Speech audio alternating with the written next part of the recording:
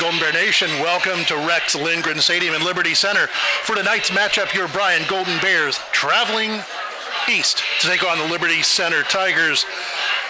The Oberlin Turnbull countdown to kickoff. Oberlin Turnbull Funeral Home and Crematory, family-owned, family-focused. Well, Chris, here we are after a tough one last week for the Golden Bears. Absolutely, Patrick Henry, always a tough game, but they stayed in it. It kind of got into a shootout, and the Bears lose by 4. Couldn't come up with that onside kick they needed at the end.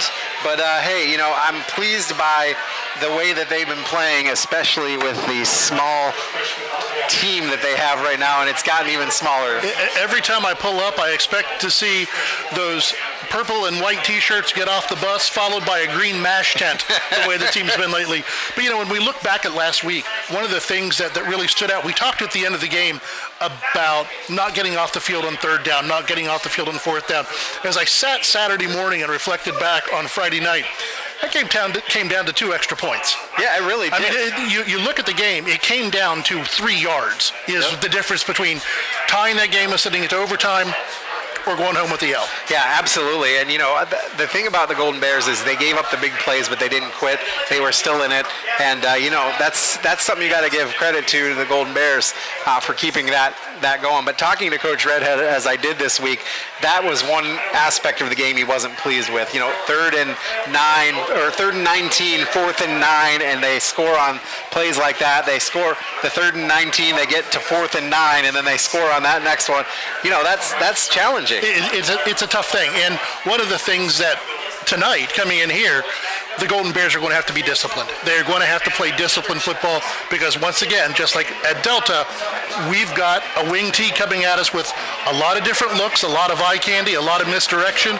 And so not letting that 3-yard play become a 33-yard play is going to be key tonight for the Bears. Absolutely. And, when you look at the Golden Bears, they're sitting at 3-2 on the season, 1-1 in the NWOAL.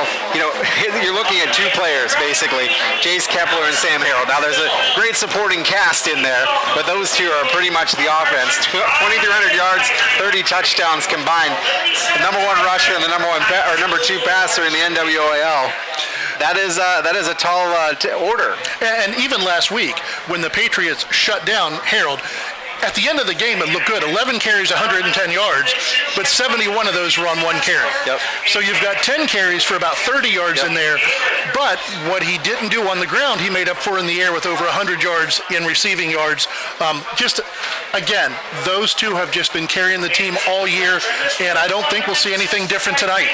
No, and Golden Bears are averaging 44.2 points a game, giving up 40.4 points a game, and they lost against LC last year, and it was a blowout, 49-7. When I was talking with Jim on the radio this morning, I said I could see one of 2 things here. I could see a blowout. Let's be honest. Last week, PH number 1 in the state, D7. This week, D5, Liberty Center number 3 in the state in the coaches poll.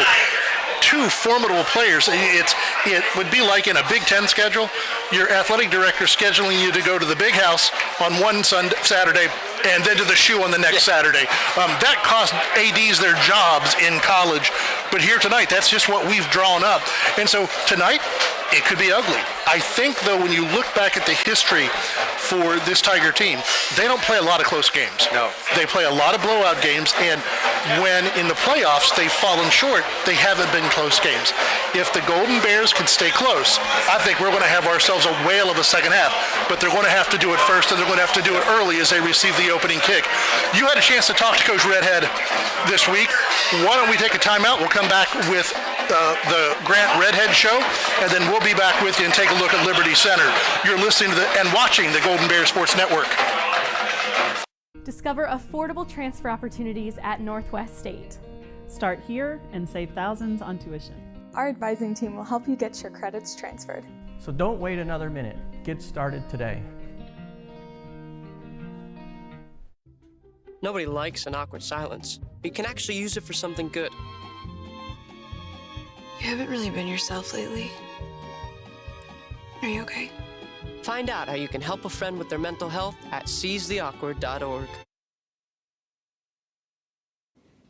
Welcome back out on the Golden Bear Sports Network. Chris Malanga alongside Coach Grant Redhead of the Bryan Golden Bears. And Coach, another shootout with Patrick Henry, and came up on the short end of this one, 46-42. But how'd you think it went for the Golden Bears? Well, we fought and we battled, but it wasn't as easy as some of the past games we've been in. Biggest thing was, there was about 10 plays that we had some key mistakes, and we just got beat, like up front in pass pro, and Jace was running for his life, and it was hard for him to do anything. So, it's a disappointing loss because we were right there. You were. But, we just have to move on and get better and learn from it. Absolutely. The thing I noticed was that it seemed like the big plays were on like 3rd and long and 4th and long on the defensive end. You had them 3rd and 9. I think they got a personal foul or something that backed them up to like a 4th and something long, and they still were able to get the first down. A couple of times in that game, they were in long yardage and they were still able to get it. So that was probably frustrating for you as well. Very frustrating. And, I just tell the guys, do you know how close you are to getting off the field? Let's get you off the field, get the offense back on there. And those drives they scored on. We got a few stops, but we didn't get enough. And it cost us not getting two-point conversions, or it would have been tied. Yeah, absolutely. And you and I have talked in the past about how it's just you have to get one play, make a play, and then you got to make the next play, and make the next play. And so I think some of that obviously is with your guys, need to do that. But yeah, and we've got first-year starters, and most of our line is new. We've got one returning starter and one guy on there with some experience, but not a ton. So it's better, but and they're improving, but still it's frustrating when you just can't give them time to make the right reads. And Jace is a great player, so he made plays. But all right, well, we turn the page on that one. You go to Liberty Center, and that's really not any easier of a matchup than you had against Patrick Henry. They're pretty good. No, this was our 3-game stretch that we need to come out healthy, and having Delta, who's physical, and then Patrick Henry and Liberty, who are also physical. So, we have to go in and wing T football. You have to play your assignments, and we really have to be focused on defense. If not, it gets ugly quick because they have several misdirection plays and things like that. We had talked about that at the beginning for the Delta game because Delta's running that same basic offense. Obviously, Delta doesn't have the playmakers that Liberty does as far as personnel, but it really is matchup football. You have to know your role and play it. And that's an area that we have done well at times, but not. We need more consistency in there and have to have the boys. You can't do your job 80% of the time. You have to be every play or at least be in the right area. All right, so let's talk about their offense, defense, and special teams. Wing T offense, a little different than you normally see from teams in this area. So what wrinkles do they give you? Is it just misdirection formations? Is it personnel that's pretty good? Theirs is formations and misdirection. They run probably 20 different formations, run the same plays out of them. But the thing about it is, if you over pursue, they'll find it and they'll come back with a counter. They do not have a pass game to speak of. They're okay at best. So, but the secondary is going to have to be in the right area because just as soon as you think it is a run, then the quarterback pulls it and it's a play action pass. So they have to go through their read progression. Yeah, absolutely. Defensively, what are they going to do to face you guys? We believe we're going to see a 3-3 stack. That's what they played against other spread teams, and they think they'll be able to handle our front with 3. So hopefully some of the things that we're doing to counter that will help. But they're aggressive, physical. They like to blitz? Sometimes. Not as much as you would think, but, their linebackers run well. When you look at special teams, Bryan has improved week to week very well with special teams. What does Liberty bring to the table?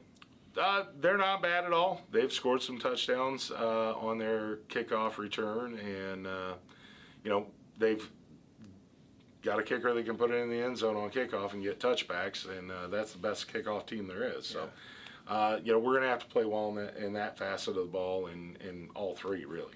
Absolutely. I don't think anybody's giving you a chance in this game when you look at it, but I think the Golden Bears, if they play assignment football, will match up fairly decently.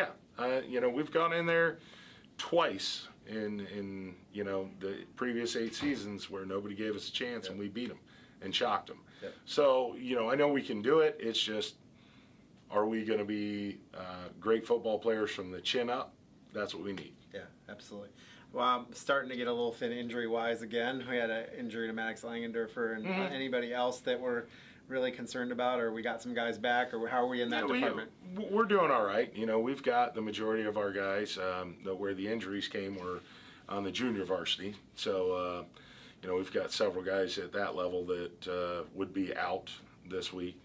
So, we need them to run an efficient practice and scout team. So hopefully they're back, but it's just normal. Next man up if you have. Yeah, it's always, there's always somebody out. It's been that way for 28 years.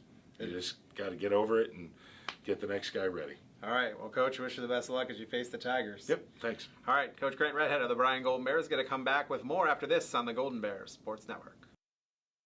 To the Bryan Golden Bear fans, those who made donations to the cause, to the school board and administration, and everyone who played a role in this project. We just want to say, thank you! Phase 2 of the capital improvement project includes field upgrades at Rec Park, a new softball field, and revitalization of soccer fields on the former Washington school property, and renewal of practice fields on the BCS campus. Let's finish the project and build champions.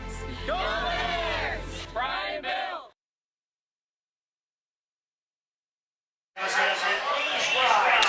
Welcome back to Liberty Center. So, Chris, you want to take a look at our sponsors, and then let's take a look at this Liberty Center Tiger football team. Tonight's game being brought to you by Andres O'Neill and Lowe, the Bryan Athletic Boosters, Bryan Parks and Rec, Danielle Van Etta Agency, Fackler Monument, Jason Dietsch Automotive Services, Newcomer, Schaefer, Spangler, and Brininger, Northwest State Community College, Oberlin, Turnbull, Funeral Home and Crematory, Starks Plumbing and Heating, and Veterans Services of Williams County. Well, we've seen this before. We saw it a couple weeks ago. We saw the wing tee.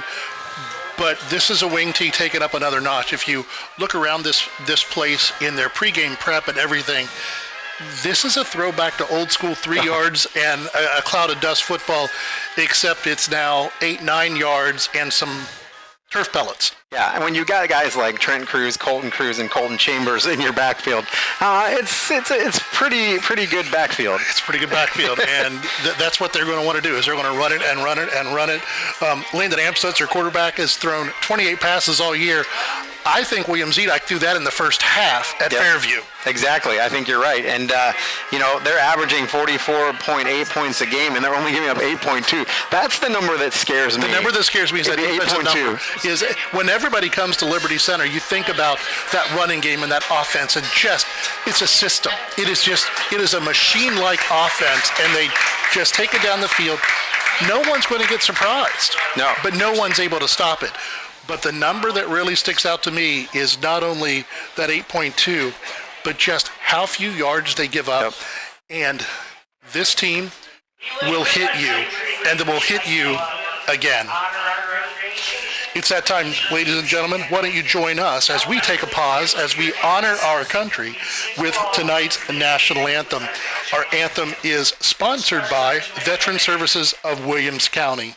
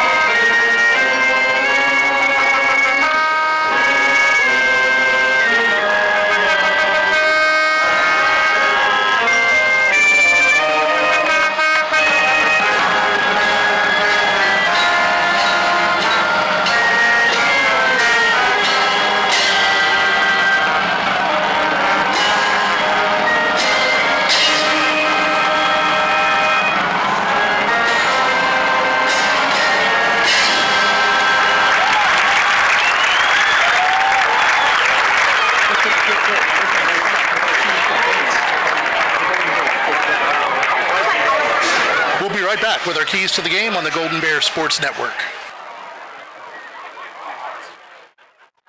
To the Bryan Golden Bear fans, those who made donations to the cause, To the school board and administration, and everyone who played a role in this project. We just want to say, thank you! Phase 2 of the capital improvement project includes field upgrades at Rec Park, a new softball field, and revitalization of soccer fields on the former Washington School property, and renewal of practice fields on the BCS campus. Let's finish the project and build champions. Go Bears! Bryan Bill!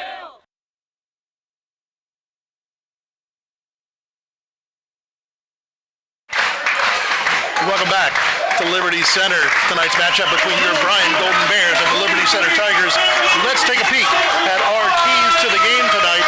Our keys to the game sponsored by the Carlin Company. The Carlin Company Realty and Auctioneers, your hometown real estate company for over 45 years, consistently remain number 1 in Williams County and the surrounding areas since 2007. Call us for all your real estate needs. Taking a look at this Bryan keys to the game, they're pretty much the same every week for this team. It seems they got to play all 4 downs on defense.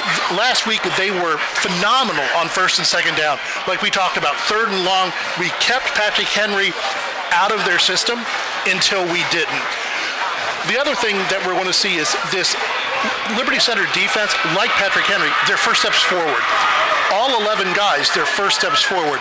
Misdirection, some counters to try to take some advantage of that. And last week, Jace had to run for his life and had a great game throwing the ball over 250 yards. We want to get back to that balanced attack for the Golden Bears on the offensive side of the ball. What do you have for Liberty Center, Chris? Well, when you take a look at Liberty Center, they want to pick your poison on defense. I mean, they're good. You know what I mean? They got to decide if they're going to stop the run or stop the pass, and they want to stay away from a shootout. As we said earlier, they're only averaging 8.2 points per game given up, and they want to stay with that. They don't like to play shootout ball. They like to play dominating ball. And finally, they need to control the line of scrimmage. If they want to get their run game going against the Bears, they're going to need to manhandle that line of scrimmage. And so what they're looking to do is to take out the line. And Coach in the past has not been thrilled about the line play, especially against Patrick Henry. He didn't say that to me, but in some of the news media, he was very, very down on the line in the way they played against the Patriots. One of the things that we've seen this year is we seem to struggle when we think we shouldn't. With 4-man lines, we seem to be doing okay. But there's something about the reads when we're going with those off numbers, those odd number lines. The 3-3 stack, which we'll see a lot of tonight, kind of a similar defense to what PH played, given us trouble in the past, so we'll see how things go tonight. One more break here before we kick things off. You're on the Golden Bear Sports Network. The Fountain City Amphitheater provides opportunities for families and friends to have fun at many different events. After winning Season 21 of The Voice on Team Kelly, Girl Named Tom recently performed a free concert on the AMP's incredible outdoor stage, thanks to numerous corporate and family sponsors. With a 5-tier sponsorship opportunity, you can help support this project and all that is to come. Sponsorships promote brand exposure and include unique bonuses with each tier. To learn more about how you can help provide quality programming at the AMP, visit cityofbryan.com/FC Amphitheater. Welcome back here to Liberty Center. Tonight's kickoff sponsored by Bryan Ford Lincoln. Register for our kickoff contest on bryansports.com. One lucky contestant each week if the Golden Bears return their opening kickoff for a touchdown. 150 Bryan Ford gift card is coming your way. Bryan Ford Lincoln, where good values mean a great deal. Tonight's contestant is Daniel Lamnick, and Liberty Center won the toss, elected to defer, so the Golden Bears will get the ball first. Good luck to you, Daniel. Yeah, absolutely. And, the Golden Bears haven't had one yet this year, a run back, and I'd like to see if Mr. Hahn here can get a little bit of a run back and get some stuff going here. It's going to be an interesting night tonight because we don't have Maddox Langendorfer. Right. And so you're losing one of your top receivers, you're losing your starting cornerback, and one of our kick returners. So some other folks, but it's been like that all year. Other folks are going to have to step up. Let's take a look at our game officials, sponsored by Tri-State Vision Center. Tri-State Vision Center has been serving the area since 1977. Contact us at either our Bryan or Montpelier offices for all your eye care needs. Tonight's officials assigned by the OHSAA. Jeff Simmons is our referee. Thomas Schulte is our umpire. Alan Radinsky, our line judge. Heads lineman is Matt Snyder. And the back judge is Brian Anderson. Golden Bears ready to kick this one off, or receive the kick tonight. Again, another East-West Stadium. Got the sun at our back in the first quarter. And, you know, it's an interesting wind night. It's been very calm, and then you suddenly get this 10 to 12 mile an hour gust. I noticed when quarterbacks were warming up, it made it a little interesting. 3 or 4 passes were right on the line, and then one floated off. Here we go, get ready to kick off the first quarter. Max Walker's got it teed up, high, short, end-over-end kick. Bush is going to take it to the 25, gets out to the left, and gets net brought down at the 30. Only about a 3-yard return on that one. And once again, that Liberty Center defense, wrap, pick up, drive. Perfect form tackle right there. Absolutely, and the Bears are going to have to do a better job of blocking on kick returns, get that special teams involved. The Golden Bears coming out 4 receiver set. Sam Harold in the backfield with Jace Kepler. Our starting lineup sponsored by Yoder Mechanical and Custom Fabrication. We'll get to those after this play. Kepler puts it in and pulls it out. Nice read option. Kepler over the right-hand side out to about the 34. Going to mark him at the 35. Read option, one of the first times. That didn't work much last week. It was good to see it happening tonight. Bryan going fast, 2 receivers each way. Sam Harold in the backfield with Jace. Kepler takes the hard snap. Nobody jumps. That 3-3-5 stack for Liberty Center. Harold moves to the other side. Now we're going to bring Hahn in motion in front of Kepler. Put 3 to the field side. Kepler back to pass, has time, finds Carter Dominic. Is that I think Weber? that's Anthony Weber, his first catch on the season. Found a nice little soft spot in the zone. Nice catch. First catch of the year for Weber. Yeah, and Weber's playing in relief of Langendorfer. Actually, he's playing in relief of Carter Brown, and they targeted him. He did a lot of good blocking downfield last week, and had one pass that he caught on the sideline but came down out of bounds. Once again, Jace puts it into Harold's belly, pulls it out, goes over the right-hand side, powers them forward almost to midfield. Going to be down to about the 48-49-yard line where it'll bring up second down for the Bears. This offensive roster for the Bears tonight, sponsored by Yoder Mechanical and Custom Fabrications. Egner, Clemens, Spisak, and Hogan along the front. Harold and Kepler in the backfield. Hahn and Jessing to one side, Weber and Dominic to the other. Once again, they're going to bring Hahn in motion. Going to give it to Harold. He's coming over the left side, has a little bit of room, enough for a first down, dragging defenders into Tiger territory. Ball's going to be marked at the 44. Nice hard run. Yeah. Sam, good to see that to start the game. Absolutely, and he just likes to drag defenders. His feet are always moving, always churning, trying to get those extra yards, and that time that was good for a couple extra. 3 receivers to the field side, 1 to the boundary side is Carter Dominic. Once again, Sam Harold in the backfield with Jace. Looking to the sign to see if there's a play change. One of the things we couldn't do last week was get the edge. We've been able to do it so far. Little bubble screen to Jessing, caught, going to move forward to the 40, net by a whole host of Tigers and brought down. Yeah, nice job by Jessing to catch that in open space, move forward, try to pick up a couple extra yards, but Liberty Center did a nice job reading it. And the outside player there just couldn't hold his block and allowed Liberty through. I think that was Weber that was engaged with the Liberty player. It's nice to know that we can learn. We stole something last week from Patrick Henry. How many times did they throw that same pass last week? Weber's going to go in motion to put 2 receivers to each side. Kepler takes a snap. We got a flag on the play. Going to be a false start against the Golden Bears. This is something the Golden Bears don't want to do tonight. Talked to Coach Redhead about the penalties, and he's not a big fan of the penalties. And he said, we see too many flags. Too many flags. Last week was the rare exception as all of them went the other way. So to get back, to give thanks to Yoder Mechanical and Custom Fabrication for all of your mechanical piping needs at 419-519-3111 to sponsor our starting lineups each week here on the Golden Bear Sports Network. So it's going to take it back to 2nd and 11, ball setting right at the Liberty Center 45-yard line. Hahn and Dominic to this side of the field. Weber in the slot. Liberty Jessing Center out to the right. They're going to set Hahn in motion. They fake the jet sweep. Nice run by Kepler up the middle. Fake the jet sweep to Drew Hahn. Followed Sam into the hole. Nice pickup. Going to make it 3rd down at about 4, I think. Looks like 3rd and 4. on our main stop of Northwest Ohio scoreboard. Clock rolling inside 9 minutes. 3rd down, 4 to go for the Golden Bears on the Liberty Center 38. Definitely got to think this is 4-down territory for the Golden Bears, Chris. You would think. Kepler looks to pass once again out in the flat. Caught by Jessing. Going to be good for about 3, but not enough for the first down. Going to bring up 4th down, about a long yard, short 2 yards. I think, again, I think you're 4 down right here. You're not going to punt it in this situation. I don't think the Golden Bears have attempted a field goal this year. I don't think so. And this is a long one for a college one. This is over 50 yards for college. This is a change of possession here is only going to gain you 15 yards. Bryan taking their time. 8 minutes on the clock.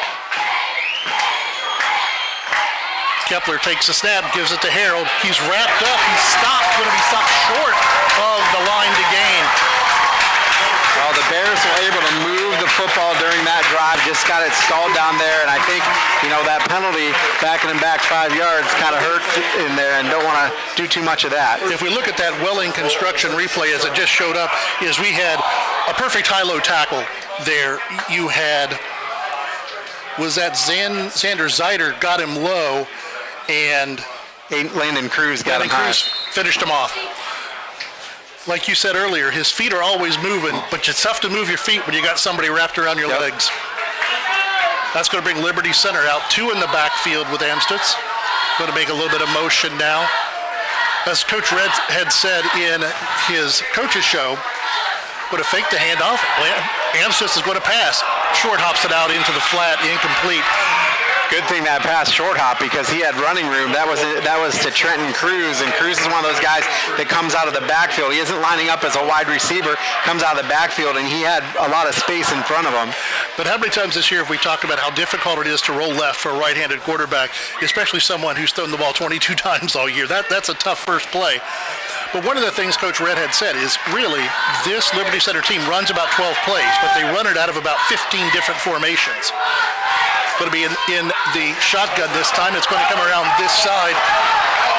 Missed one tackle, missed another one, taken off down the sideline, wrapped up, finally drug out of bounds inside the 30 at the 25-yard line. That was going to be Drew Hahn was the touchdown-saving tackle. Colton Cruz, who has 361 yards on 44 carries. But one of the things we talked about, missed tackles. We had him pinned at the sideline for about a 5-yard gain and then an 8-yard gain, and it turns up being a 40-yard gain and puts Liberty Center knocking on Bryan's red zone. Well, Liberty Center's number 70, Seth Navarre, did a great job there of hitting that first block. Cruz again into the second level, inside the 5, brought down at about the 4. Yeah, this is something that Liberty's just going to do. They're going to put their heads down and go. And just nice blocking up front from their line. They got 265, 230, 220, 200, and 240 across the line. So got some meat on those bones. And that buck sweep, the old wing T play, the buck sweep, you give it to that wing back coming across, you pull the 2 guards, and they're just paving the way. And they get into the Stockman Lawn Service red zone. First down goal, ball is right on the 5-yard line, 7:20 to go on our main stops of Northwest Ohio scoreboard. Amstutz takes it, going to hand it up the middle that time to Trenton Cruz, his 10th touchdown on the season.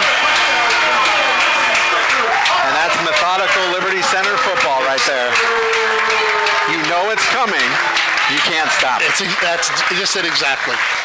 And how frustrating that is for the players out there in the white jerseys, for the coaching staff in the press box, is you know exactly what's coming, and you've practiced for it all week, but you can't practice that size. You can't practice that speed. Here's the kick. The kick is up, splits the uprights, good. So with 7:14 to go here in the first quarter from Liberty Center, the Tigers 7, your Golden Bears nothing on the Golden Bears Sports Network. Why do so many people travel to Jason Eats Automotive Services in Edgerton when they want their vehicles repaired? Because Dave Brown and Sam Bailey have over 60 years of experience fixing the problems that other mechanics couldn't. They work on all makes and models, and they specialize on imports. Recently, they have expanded their service area by almost 50%, and they've hired Eston Knerk to their staff. So if you have a vehicle, foreign or domestic, that you want fixed right the first time, take it to Jason Dietsch Automotive Services on the east side of Edgerton. Welcome back here to Liberty Center. Your score, Liberty Center 7, Bryan 0, and that drive was a cruise drive. Put that one on cruise control as they took over after the change of possession on downs at the 35 and went a quick 65 yards on about 5 plays for the first score of the game. It was cruise right, cruise right, cruise right, the other cruise left. Yep. And that's what they do. They get you to sleep. You know what I mean? Oh, I want one to come in. They're throwing footballs. They almost got one into the press box. We got the windows open the wrong way. I'm going to have to elbow our cameraman out. The kickoff is going to be deep. Carlin's going to take it at the 5. Gets out to the 15 where, again, perfect form tackling. Wrapped up and brought down. They've got Cade Carlin back there taking Maddox Langendorfer's spot on the kickoff. He did everything right, but just nowhere to go. Yeah, it's hard when you're coming down with a full head of steam. Got to pick up that block, and Liberty Center just got him.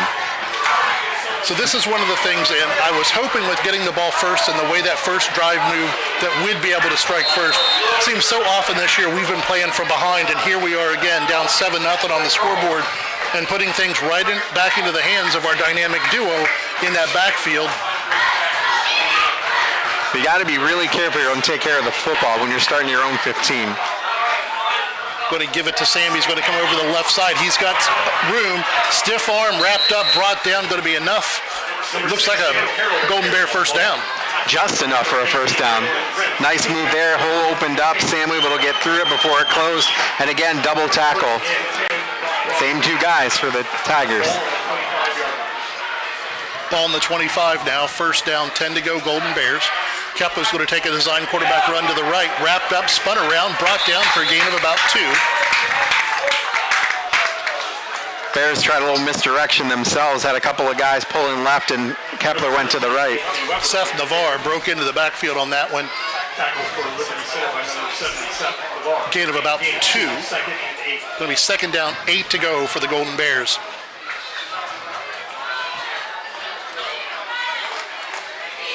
Three receivers to the right, 1 to the left for the Golden Bears. Kepler back to pass. Blitz comes. Kepler gets the pass out, complete to Hahn. Enough for another Golden Bear first down.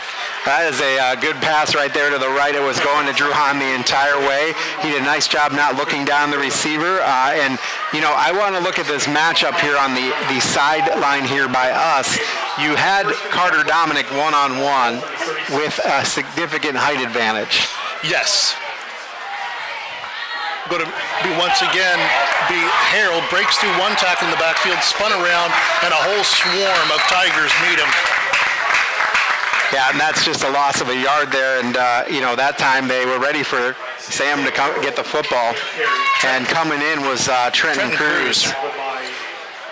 Met him, spun around, and the thing that I've noticed with this Tiger defense is they get 2 or 3 guys wrapping around, and the 4th guy comes in punching for the ball every time.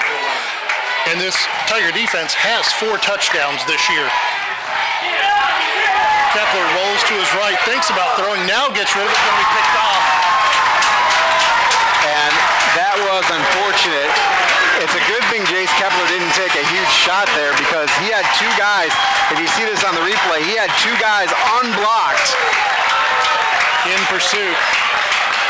And he just had to make a bad decision. The 3rd interception of the year for Thomas Moeller.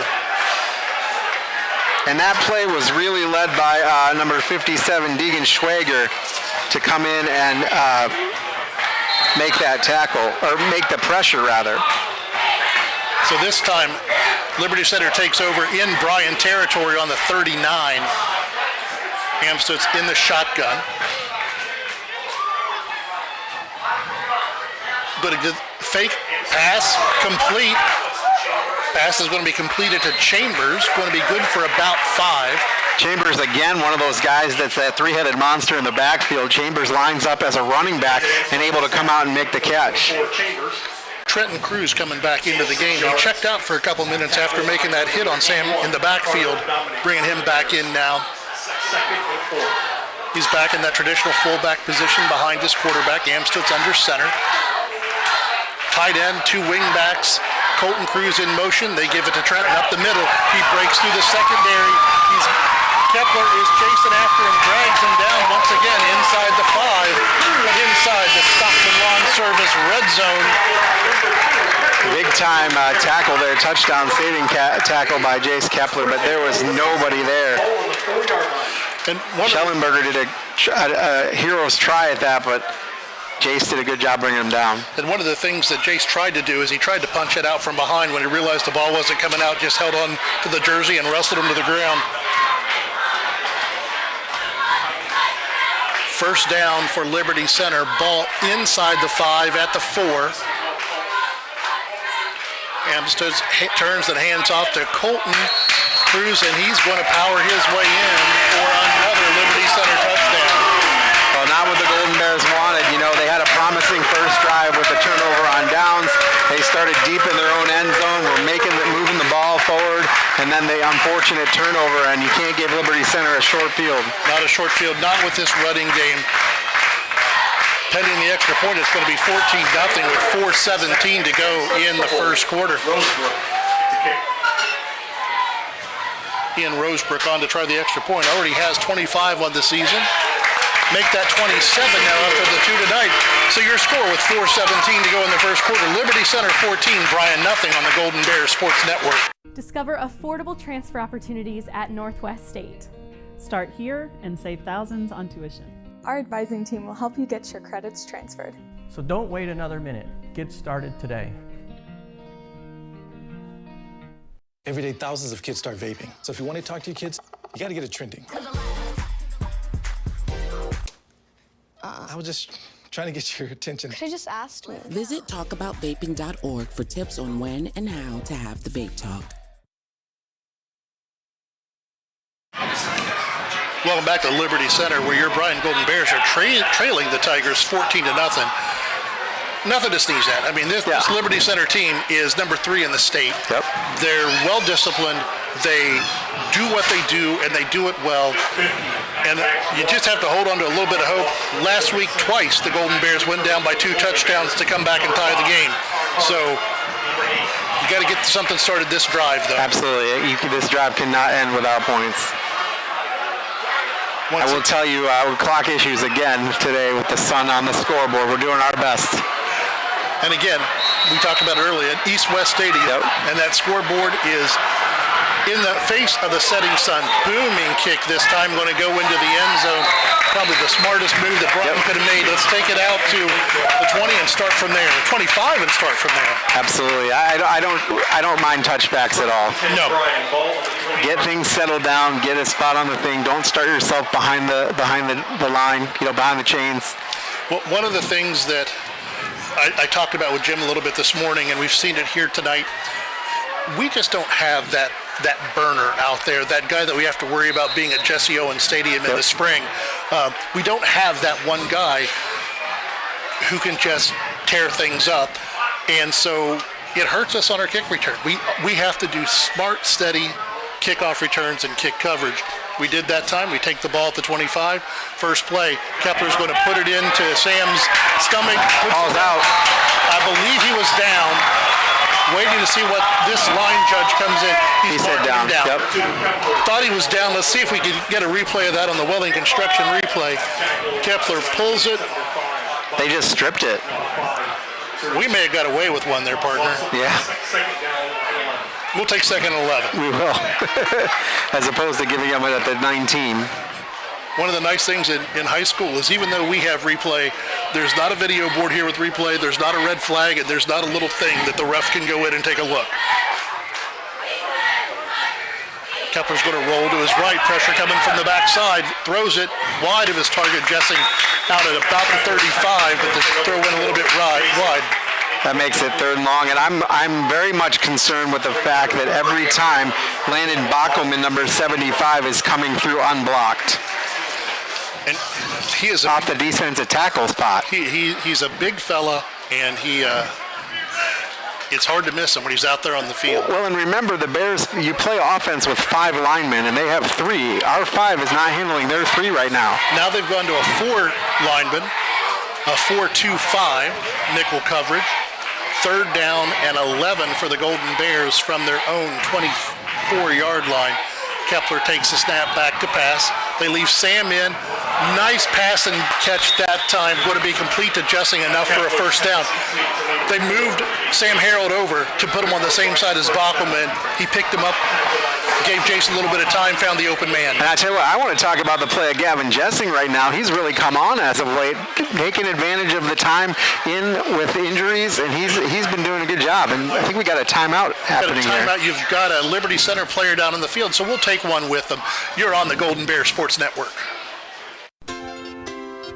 The Bryan Parks and Recreation Department would like to wish the Bryan Golden Bears good luck in tonight's game. The Bryan Parks and Rec offers a wide variety of classes for you during the entire year and an array of sporting events all year long. Check out what the Bryan Parks and Recreations Department has going on at bryanparksandrec.com or like them on Facebook. The Bryan Parks and Rec hopes to see you in one of the many parks that Bryan has to offer and enjoy the facilities. Questions about the classes or rental of one of their facilities, call 633-6030.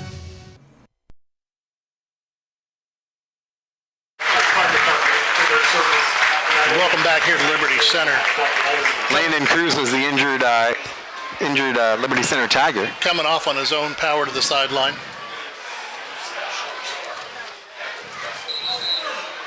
Big first down there for the Golden Bears. We didn't want to punt it back to them and give another short field to the Liberty Center team. With 3:21 to go in the first quarter, your main stop of Northwest Ohio scoreboard shows Liberty Center 14, Bryan nothing. 3:21 still to go here in the first. Once again, Liberty Center going to a 5-man line this time, bringing those two edge rushers up in. Now they're going to back out into their traditional linebacker. Hahn comes in motion toward us, gets himself set. Kepler back to pass. Once again, they leave Kepler in. Sam came in, picked one up, but they had two spies. They backed both of those linebackers out and had both of them spying on Jace Kepler. Yeah, and that's what you got to do. I mean, the two guys you got to watch out for are Jace Kepler and Sam Harold. When Sam's in the block and picks up a guy, and then the target's Jace Kepler. And both of the inside linebackers stayed home, were spying. And I tell you what, it's an incredible credit to Jace Kepler that every team we play from here on out is going to game plan to stop Jace Kepler from getting out of the pocket and beating them with his feet. He's going to run this way this time, following a train, but he gets caught from behind, drugged down, another loss on the play. They're going to give him a gain on that one after the first play. He's got about a half-yard loss. So it's going to be 3rd and 12 for the Golden Bears.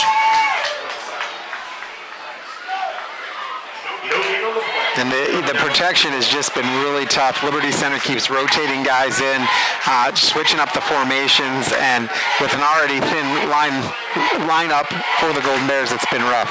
This is the first team we've played all year that has had, and he's going to go down. Kepler on a sack. Once again, that's going to be Cruz and Bockelman in on the sack to bring up 4th and long. But this Liberty Center team is the first team we've played all year that the lineup and roster's gone to 2 pages. Yeah.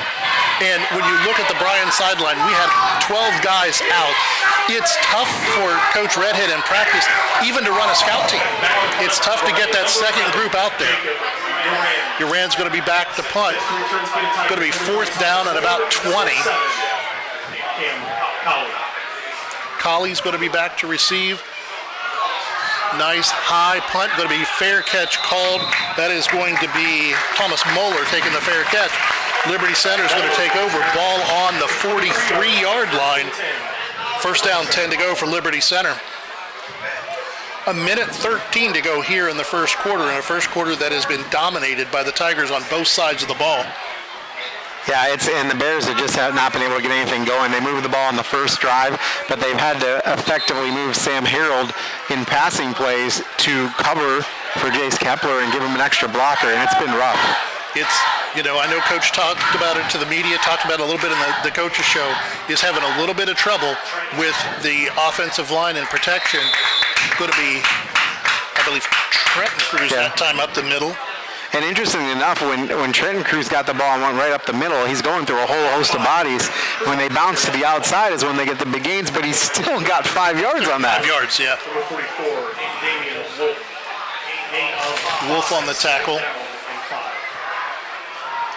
But Jacob, you ran into play a little bit of defensive end, give him some edge, moving him back and forth to the strong side of the defense.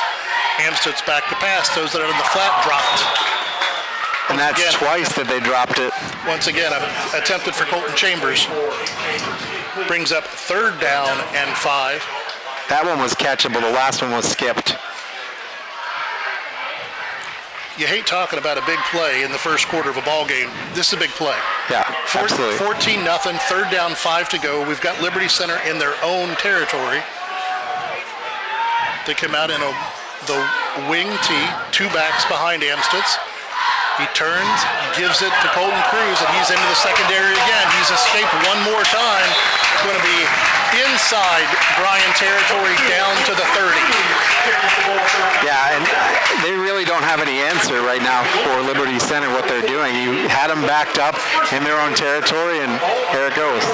And it's the keys. You look for one Cruz, they give it to the other one, and if you don't guess right, and it looks like a little bit of that's what the Bryan defense is doing right now, trying to guess which one's going to get the ball. Then you got double guys in motion, things like that. A lot of eye candy, like Coach was talking about. Got a strength to the left, and they're going to give it to Colton Cruz around the left. He gets out of one tackle, gets to the edge, inside the 20, inside the 10, touchdown Liberty Center.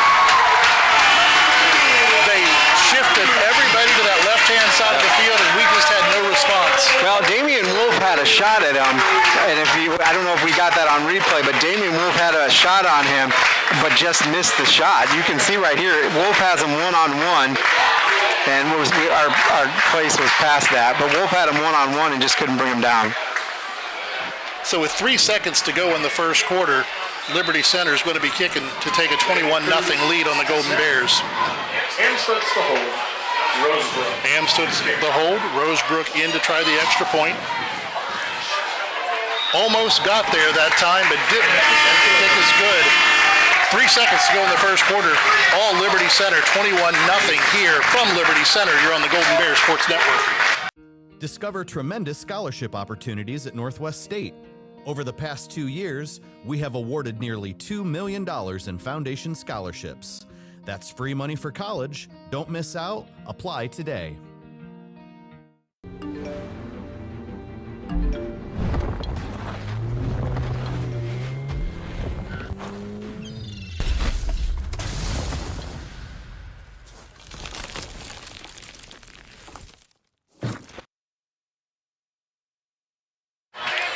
Welcome back here to Kip Kern Field, Rex Lindgren Stadium, Liberty Center.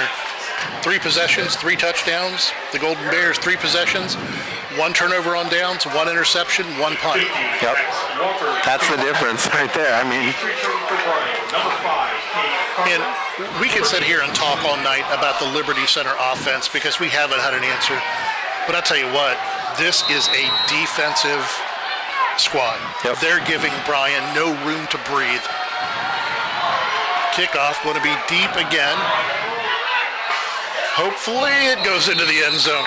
Got a little bit concerned there that time that Carlin was going to let that one bounce around a little bit too long, but it goes into the end zone where the Golden Bears will take over first and 25. Still 3 seconds to go. Time for one more play in the quarter.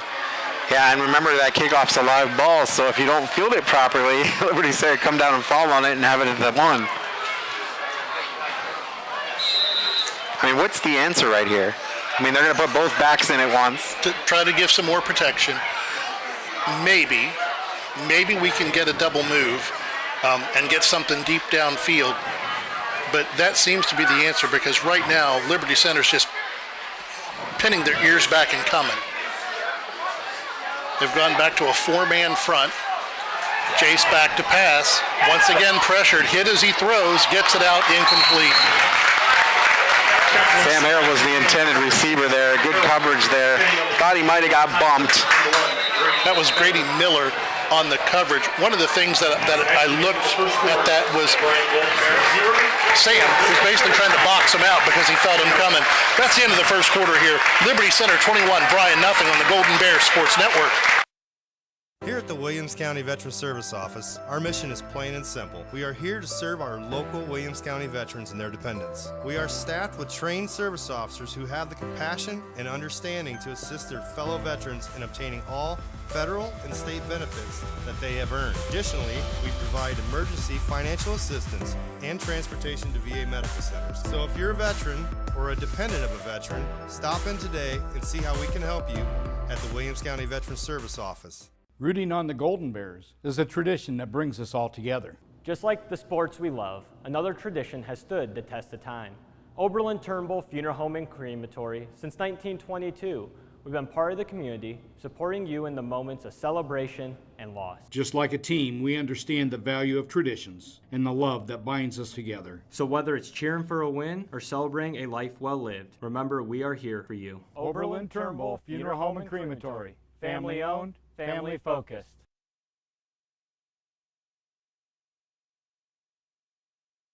Welcome back here to Liberty Center. End of the first quarter, Bryan trailing Liberty Center 21-0. Going to be second down, 10 to go, ball on the 20. Once again, Kepler back to pass, blitz coming, a little jump pass, complete. Going to be caught by Sam Harold. Looked like an old Tim Tebow jump pass as there was pressure from Trenton Cruz right in Jace's face. 3rd and 4 is what they're going to call now. They're going to give them a gain of 6. Ball out over the 25 of the 26. Kepler back to pass again. Pressure coming again. Throws it late. Throws it late with people right in his face. Almost picked off, and Bryan's going to go 3 and out one more time. They have just no answer for. Cade Carlin was the intended receiver, and there were 2 Liberty Center guys. And here's the thing. If they're pressuring Kepler enough and still have 2 guys on a receiver, it's like they're playing 30 people out there. The struggle is right now is they don't have to blitz. They're getting to Jace with 3 and 4, even when we leave in protection. Jacob Uran's going to be standing on his own 10 when he receives this snap. Snap comes back. Boot going to be end over end, pulled to the side, going to bounce at about the 48 and go out of bounds at the 45-yard line, where Liberty Center will take over once again. First down and 10 to go from their own 45. Looking at other scores from around the NWOAL in the second quarter, Wauseon 7, Patrick Henry nothing. Delta leading Swanton 7-0. Evergreen and Archibald no score. Those are the other scores from around the NWOAL. Here 21-0 Liberty Center. They've got the ball on their own 45-yard line, starting first down, 10 to go. Going to start out of the shotgun this time. Amstutz going to be a reverse play. Out over the right, Chambers breaks into Bryan territory. Ankle tackle that time. I think that might have been, well, Carlin, I think, made the first hit. Trying to look on the replay right now. Carlin had the first one, and then Connor Hogan had the wrap up. But first down, 10 to go. Throwing a little wrinkle reverse in there. They've tried to get the ball to Chambers twice on passes. That time they get it to him on a reverse for a nice gain. First down, 10 to go. Liberty Center at the Bryan 38. Once again, Amstutz in the shotgun. Bryan trying to get pressure up the middle. Amstutz back to pass, gets rid of it. Way to go up the ladder and make a catch. Perfect coverage that time by Schellenberger. And Landon Cruz climbs the ladder and makes the catch. That was just, sometimes you just got to tip your hat and go, that was a really good football play. That was textbook right there. And once again, we are inside the Stockman Lawn Service red zone. Ball on the 15-yard line. 10:45 to go here in the first half. Lawn care, snow removal, fertilizer, and spraying. Call Stockman Lawn Service at 419-636-6572. Want to pass it on a little pitch to Chambers around the right-hand side. Nice play that time by Damian Wolf to wrap him up. But still, we're talking about nice plays for this Bryan defense that are 6 yards downfield. Absolutely. They just have no answer behind the line. I wanted to get that live read in because they score on the first play usually. That's a good call, partner. That is a good call. But here we go. Clock running at around 10 minutes. And if it keeps going like this, that clock may not stop in the second half. Yeah, absolutely. Bears just... I mean, you look at the Liberty Center roster, it's double the size of the Golden Bears roster, and it's just been a tough night so far. Amstutz going to take it, going to give it to Colton Cruz, coming left, wrapped up, spins out of a tackle, dives into the end zone, touchdown Liberty Center. Yeah, that was a Sam Harold run. That was. I mean, and 3 or 4 Golden Bears had their hands on him. action replay. Oh, we were at the edge of the window there, so here's the better view of it. There's 1, 2, 3, 4. Thought Carlin had him. Here's the kick. It's up, and it's good. 28-0, 9:47 to go here in the first half from Liberty Center on the Golden Bear Sports Network. Let's stay right here, though. Keep it here? Yeah, let's talk about a couple things coming up with homecoming this week. We got the homecoming community event. Really want to talk about that. That is happening Wednesday night. It's for the whole community, so not just the high school. It's homecoming game night at Golden Bear Stadium. All BCS students in the entire community invited to attend to enjoy food, games, raffles, and more starting at 5:30. Our homecoming bonfire will be held beginning at 7:30 p.m. Please join us out for HOCO game night at the stadium. Now, one other thing we didn't mention on that is that we also have the spaghetti supper happening. That's before the homecoming game from 4:30 to 6:30. School spaghetti, breadstick, applesauce, and cookie. $10 at the door. 10 and under for $8. Takeout orders available, and that's for the junior class post prom. One last thing about homecoming. I mentioned the homecoming game night. If you bring a food item for the bear bags, which are the bags that go home for the kids that need, if you bring a food item, you get entered for a raffle to get some prizes. So make sure you bring your food items. Clear out that pantry, bring some food items. Sounds like a plan to me. I don't know. We're going to bring the whole crew to the spaghetti dinner? I don't know. We'll see. We have to do that. We have to show up early next week. School spaghetti. Brings back fond memories of my junior high days. We got Liberty Center lining up, booting it high again. Short this time. Carlin's going to take it at the 10, brings it out over the middle, breaks through one tackle, finds a hole, gets out over the 25 to about the 26. You know, that was one of the better Bryan kick returns all season. Absolutely. Kay Carlin did a great job, able to get through, make a couple of guys miss, a little shifty runner. He's a fast kid, plays center field on the baseball team, and, I like to see what this kid can do. If things stay the way they are, we're going to see him a lot next year behind center. Yeah. Once again, we're going to go to two receivers each way. Kepler in the backfield, Harold with him. Need to make something happen on this drive. We can't go 3 and out. We don't want to give him the ball with a short field. Going to give it to Harold over the left. Breaks one tackle, breaks another one. Going to be wrapped up, drugged down at about the 30. Going to be a gain of about 3 on the play. Good power running for Sam. He able to break a couple of tackles, but again, the running is tough against this Liberty Center defense because they recover very quickly. And when you look getting off the pile, there were 5 pair of orange pants. Yep. Last I checked, you could only put 11 on the field at one time, but when 5 guys are getting off a tackle, that's a big deal. Absolutely. Going to be 3 receivers now to the boundary side, 1 to the field side. Kevin Jessing out here by himself. Going to be a jet sweep. Going to be Weber, and he's got nowhere to go. That's going to be a loss, and they read that one really, really well. Anthony Weber playing that spot that Drew Hans moved out to Maddox Langendorfer's place, and they've moved Weber into the inside spot, so he takes that handoff that would have normally been Drew Hahn. I would like to see Carter Dominic more involved. Carter Dominic targeted. He's a big kid, sitting at 6'2", 202, and I'd like to see him get targeted. Kepler back to pass on 3rd and 8. The blitz comes. He's in trouble, and he goes down. Just coming from every place. Once again, the guy who cleans everything up is going to be Landon Bockelman, but he was hit once, hit twice before Bockelman could wrap him up finally. Yeah, there's not much you can do when you can't block those guys. I mean, 4th down in a zip code. Not quite the area code distance, but a zip code. Another 3 and out. 8 minutes to go here in the first half. This time, Duran's going to have his feet on the 5 when he gets a snap. Gets the boot away. A low line drive going to be caught, taken by, that'd be Moeller who takes it, brings it inside the 35 to the 30, where Liberty Center will take over 1st and 10 at the Golden Bear 31-yard line. Well, it doesn't really matter where the Tigers get the ball on the field.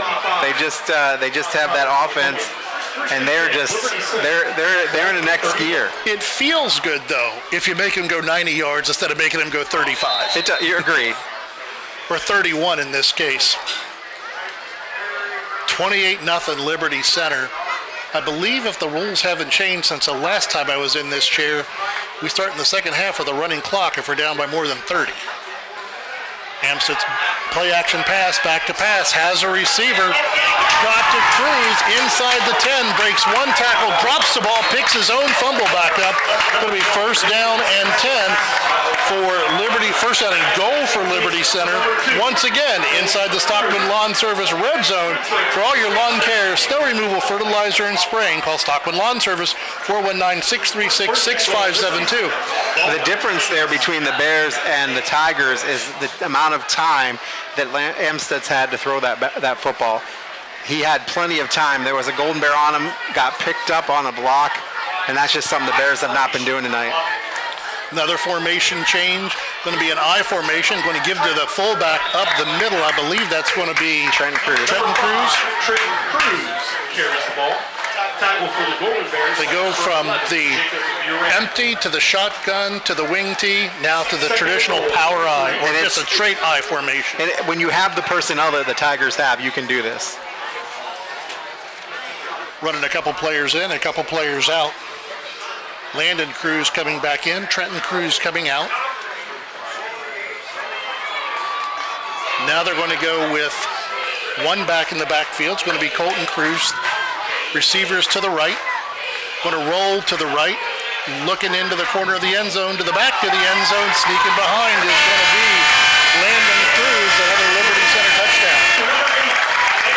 They just have no answer right now. Flood the zone and leak Cruz behind everybody. If we look at this on the Welling construction replay, flood the zone. You had guys going three different levels, and that back level was Landon Cruz wide open in the back line of the end zone. Spangler is to snap. Amstutz to hold. Amstutz to hold. Rosebrook on to try his fifth extra point of the night. Snap, hold, kick, up, good. 6.5 to go in the first half, and it's 35-0 Liberty Center on the Golden Bears Sports Network. Here at the Williams County Veteran Service Office, our mission is plain and simple. We are here to serve our local Williams County veterans and their dependents. We are staffed with trained service officers who have the compassion and understanding to assist their fellow veterans in obtaining all federal and state benefits that they have earned. Additionally, we provide emergency financial assistance and transportation to VA medical centers. So if you're a veteran or a dependent of a veteran, stop in today and see how we can help you at the Williams County Veteran Service Office. Well, Chris, you know, there's an old saying that certain times in life things go glue. Large, ugly, early. This one has gone large, ugly, early. Yes, it has. 35-0, and Bears basically had about 3 first downs the entire game. They had a turnover. They've had a couple of punts. They've had a turnover on downs. It's just not been a good night. Not been a good night for the Golden Bears. And the mercy doesn't start until the third quarter when we go to a running clock. So Bryan needs a drive this time. Carlin's going to take the ball at his own goal line. They're going to say he went back into the end zone for a touchback. Got to say, that's okay. We'll take it. We'll take that for sure. You know, it's a tough thing when you're saying that touchback coming out to the 20 is a good play.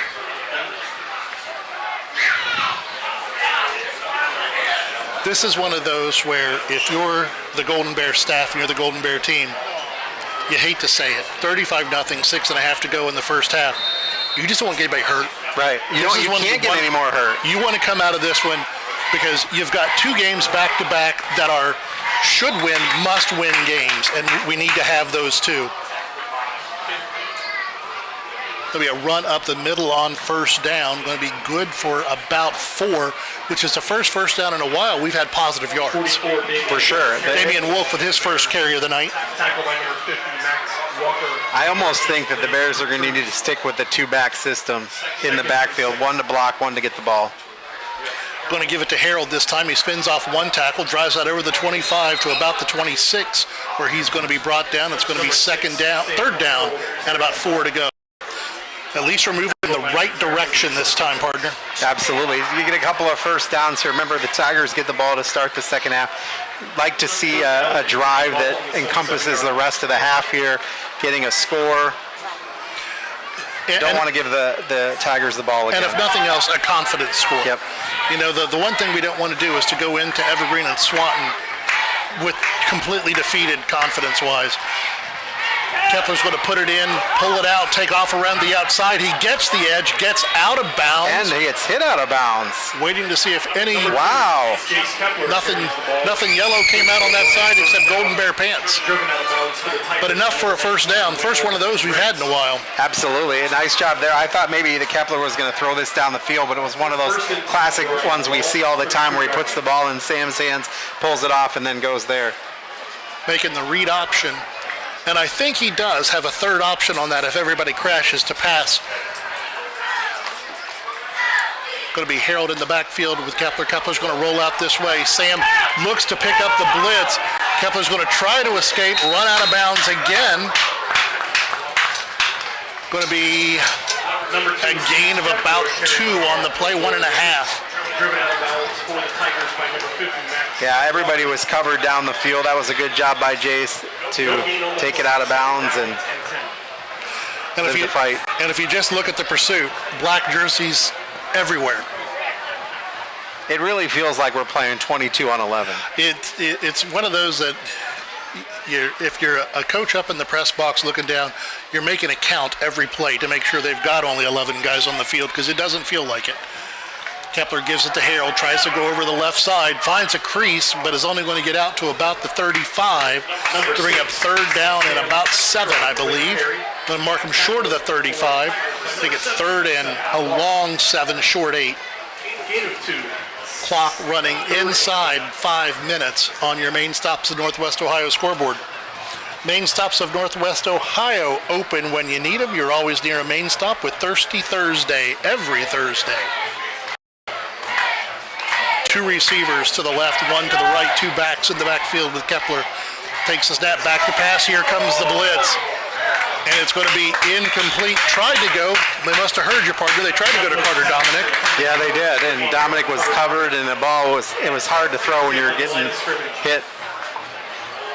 And again, 2 more guys covering the receiver. I don't know how you're getting this much penetration, but still able to cover in the secondary. They brought the blitz that time right up the A gaps, and they were in Jace's face about the same time that he got the ball. Yeah. So with 4:26 to go, Brian's going to have to punt it back again. At least we got 1 first down that time. 4th down, 8 to go. Jacob Uran takes the snap, gets the kick away. High end-over-end kick. Going to be taken at the 35, up over the 40. He's got a crease. 45, 40, 30, 20, 10. Touchdown, Liberty Center. And that's the first touchdown the Bears have given up on a punt since Van Wert. Cam Kale. He's got 3 interceptions on the year. 2 of those for touchdowns, and now big, long punt return, going to go 65 yards. Oh, they've got a flag on the play. They just picked up the flag, waved the flag off, and gave the touchdown. I wonder what that was all about. I didn't see the flag come in. Wow. Well, that certainly adds to this total. Going to bring up another extra point, his 6th attempt on the night for Ian Rosebrook.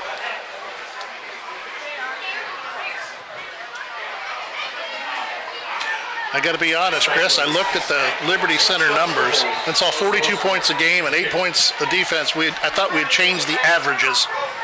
We might change the points score average. The kick is up and good. All Liberty Center here from their home stadium. Liberty Center 42, your Golden Bears nothing on the Golden Bears Sports Network. Why do so many people travel to Jason Eats Automotive Services in Edgerton when they want their vehicles repaired? Because Dave Brown and Sam Bailey have over 60 years of experience fixing the problems that other mechanics couldn't. They work on all makes and models, and they specialize on imports. Recently, they have expanded their service area by almost 50%, and they've hired Eston Knurk to their staff. So if you have a vehicle, foreign or domestic, that you want fixed right the first time, take it to Jason Dietsch Automotive Services on the east side of Edgerton.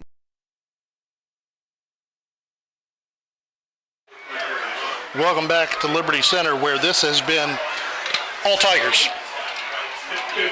That's an understatement. All Tigers. In every phase of the game, all Tigers. And it's, you know, when the Bears pick up the blitz, they still have guys covering down the field. So it's just, I mean, I think it might, Liberty Center's got a rich football tradition, but right now I just feel like there's a lot of, it's a numbers thing. It's an absolute numbers thing. I mean, if, you know, we'll try to get one of our cameras to pan the Liberty sideline and just look at the depth of their players. Kickoff, Carlin's going to take it once again at the 7. Coming this way, going to get out to the 15, wrapped up, brought down at about the 18. But if we just would pan both benches and you look at the Bryan bench, we have almost as many people in jerseys and jeans as we do in pads and helmets. And you look down this Liberty Center bench and it's just numbers, which, yes, you can only play 11 people at a time, but when you have numbers like that, it means that your practices are better because you have more depth to practice. It's just an amazing thing, and those numbers are coming into play tonight, not only on the scoreboard. Kepler back in the shotgun, Sam with him. Short drop pass, almost intercepted again, went off the hands of Weber. Carter Dominic was in the region there after that tip, but fortunately it just went to the turf. Number 15, Noah Hammontree had a hand on it too for the Tigers. 4 minutes, 1 second to go on your main stop scoreboard. Liberty Center 42, Bryan nothing. Second down, 10 to go, ball on the 18. Kepler back to pass again. Pressure comes again, running out of the pocket, looks downfield, gets one away, dropped on the sideline. You can't have those when you've got a situation where your quarterback's running for his life and able to get the ball out. You got to help him and make that catch. You know, Chris, there are times as a coach that you want to break the film out the next day and show your guys where they broke down. This is one of those that I think as a coach you just want to burn it and say, we've got to think about next week, because this is one you just want to erase from the memory bank.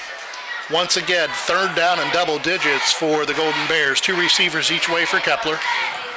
They fake the blitz, pull out. They're only bringing 3, and once again they get to him. Jace is running for his life, caught from behind. Hit, brought down, going to get out over the 20 to the 21. Going to bring up another 4th down. 3.5 to go.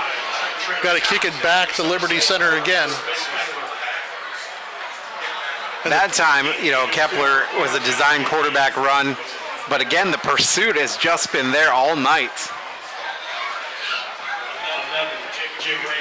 Uran back to punt again, standing on the 5. Last time he was standing on his 5, they brought it back for a return. They've got Cam Colley, who ran the last one back, is back along. Going to be a high kick this time. Going to bounce. Going to let it roll. Has a big Bryan bounce right there. That was big. It's nice to have a little bit there. 2:54 to go. Liberty Center's going to come back out on offense, leading this one 42 to nothing. The 2 guys stayed away from it. That hit at the 48-yard line and rolled all the way, basically inside the 30. When you talk about the 2 biggest plays of the night, has been a punt that bounced and gained you an extra 10 yards and letting a kickoff go into the end zone. That tells you what kind of night it's been for the Golden Bears. Absolutely. Center coming back out. Amstutz under center. 2 backs, wing back to his left. Going to turn. Straight handoff up the middle. Nowhere to go. Good defense that time with the Golden Bears as they sniffed out the run. Handoff was going to be to number 19, Waylon Rentz on the carry. I don't think Rentz had it secured. When you look at that on replay, run that replay again, Krista. When you look at that replay again, it looks like the ball's out at the exchange point. See it right there? It was. Came out and bounced on the turf. He just basically got it back on it. Second down, 10 to go for the Tigers. Back to the I formation. Wing back to this side, receiver to this side, delayed handoff, going to go to the halfback. He's picked away. One is going to be Moeller. Moeller's inside the 40, inside the 30. He's going to take it to the house. Touchdown, Thomas Moeller. On a straight halfback delay. And he had a blocker from the whole way down. Landon Cruz was running interference in front of him. But if you look back at the 42-yard line, there's a piece of yellow on the field, and Liberty Center's walking backwards. Well, you see there about how Cruz was just screening the Jacob Uran. Is it going to be a hold? I didn't see if it was going to be a hold or a block in the back. And it'll be it's the first penalty for Liberty tonight. Yeah, I looked at the touchdown, and I looked up, and all the Liberty linemen were huddled around the 50-yard line. So Liberty Center is charged with a holding penalty, 10 yards from the spot of the foul. Going to be a replay of second down, 10 yards from the spot of the foul. Take the touchdown off the board. Going to make it second down, 6 to go for Liberty Center. Clock inside 2 minutes in the second quarter. Once again, the I formation, wing back to the left, receiver to the left. They run the same play again. Bryan was ready for it this time. Yep, and a whole host gang tackling right there. Thomas Moeller carries the ball. Moeller on the carry again. The exact same play that went for the touchdown last time. And Moeller, it wasn't even listed on the 2 deep, so we're to the 3rd level for running backs for Liberty Center. Which that's good to see. When you're up 42-0, you don't need the starters then. They don't want to get anybody hurt either. Exactly. You know, this is a team that has designs on more than just the NWOAL. They've got their designs on, since state semifinals last year. They want to go a little bit further this year. Going to come this side. They're going to be Wentz inside the 30, inside the 20, inside the 10. Schellenberger can't catch him. Touchdown Liberty Center. And there's no lineman standing around, and there's no yellow on the field. Wow. Let's look at this one and see where things broke down.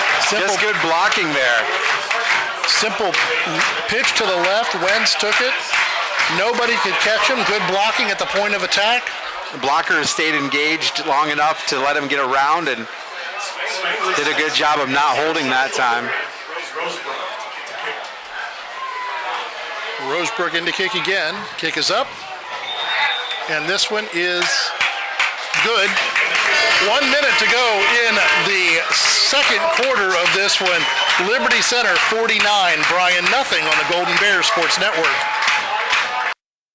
At Oberlin, Turnbull Funeral Home and Crematory, we understand that family is at the heart of everything we do. Being family-owned and family-focused is not just a slogan for us, it's a way of life. We walk alongside you during life's most challenging moments, providing a guiding hand and a shoulder to lean on. With heartfelt care and attention to detail, we tailor each service to honor the life and the memories of your loved one. We treat you like family because your journey is our journey. Oberlin, Turnbull Funeral Home and Crematory. Family-owned, family-focused.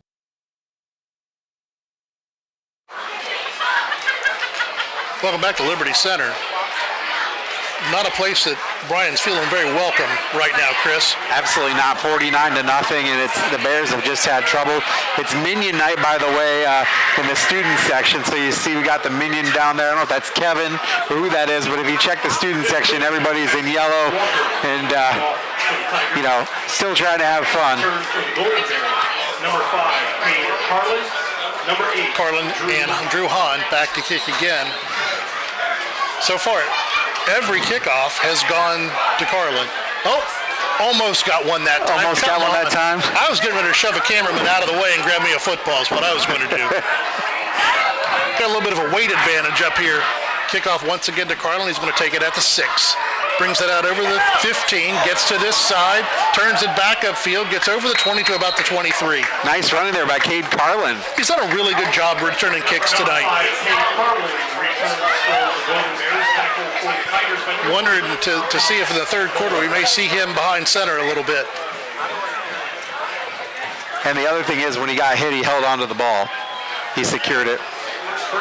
54 seconds to go. Bryan's got the ball deep in their own territory again on the 23. First down, 10 to go. Going to be a handoff up the middle. Wolf's going to be tripped, literally tripped up. Want to take the look at this one on replay if we can. Looked like a hole was open, but just reached out and got a leg. Going to be a gain of 2. You know, one of the differences tonight is Bryan gets a big hole and gets 3 or 4. Liberty Center gets a big hole and goes 65. Yep. This time it's going to be Harold pushing people away, run out of bounds. And then tackle, that should be a flag. There it is. There comes the flag.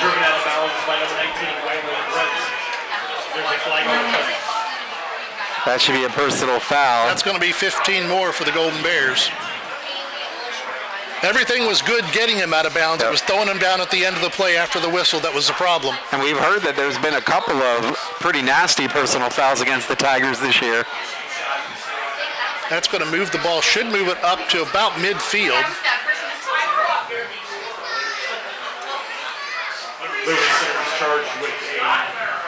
You can see it here on the replay. Sam just getting out of bounds, shoving a guy down.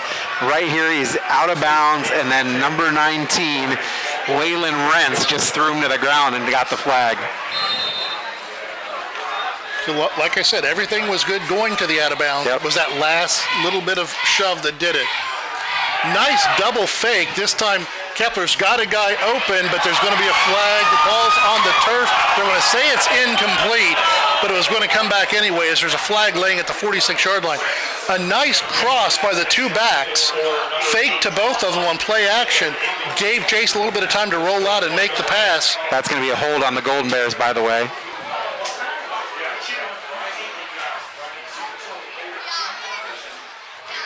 Got the little officiating huddle.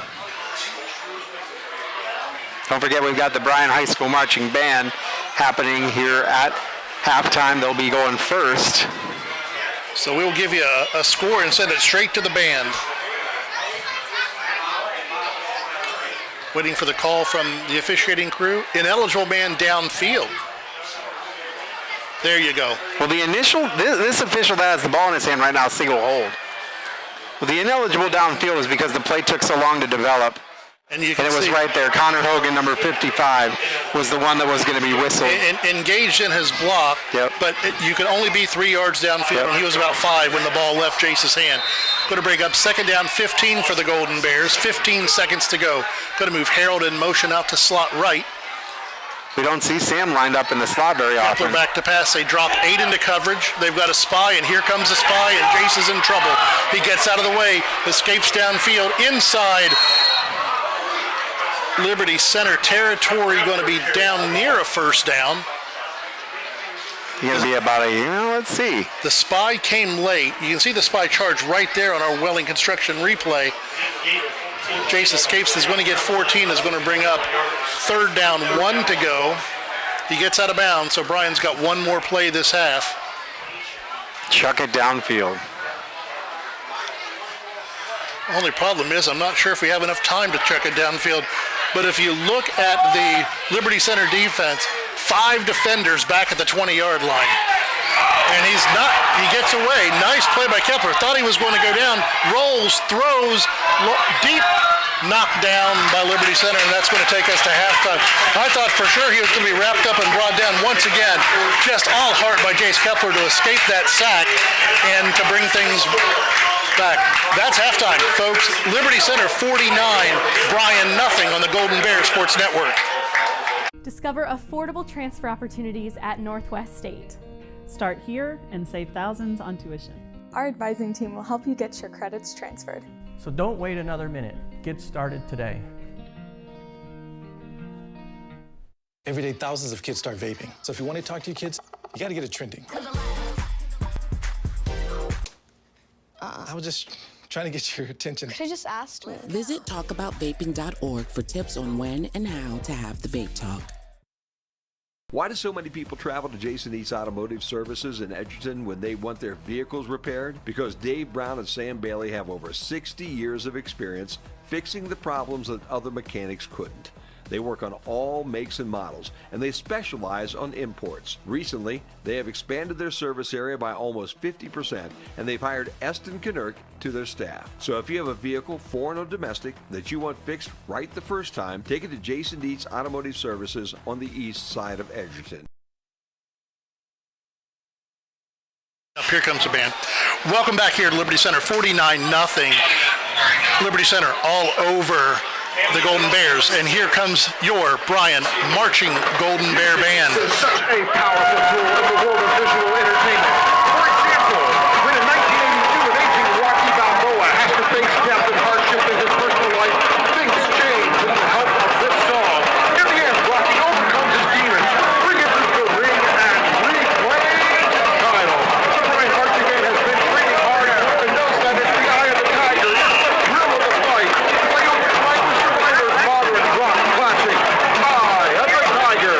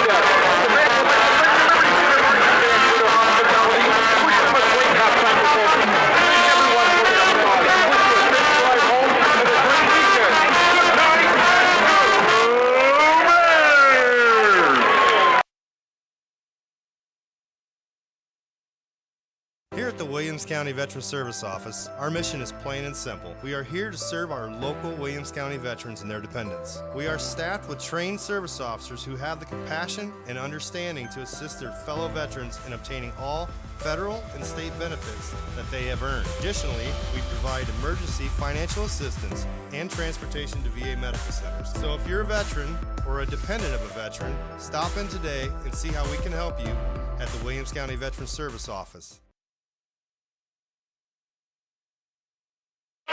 Welcome back here at Liberty Center, where the first half has been all Tigers, 49-0 over your Golden Bears.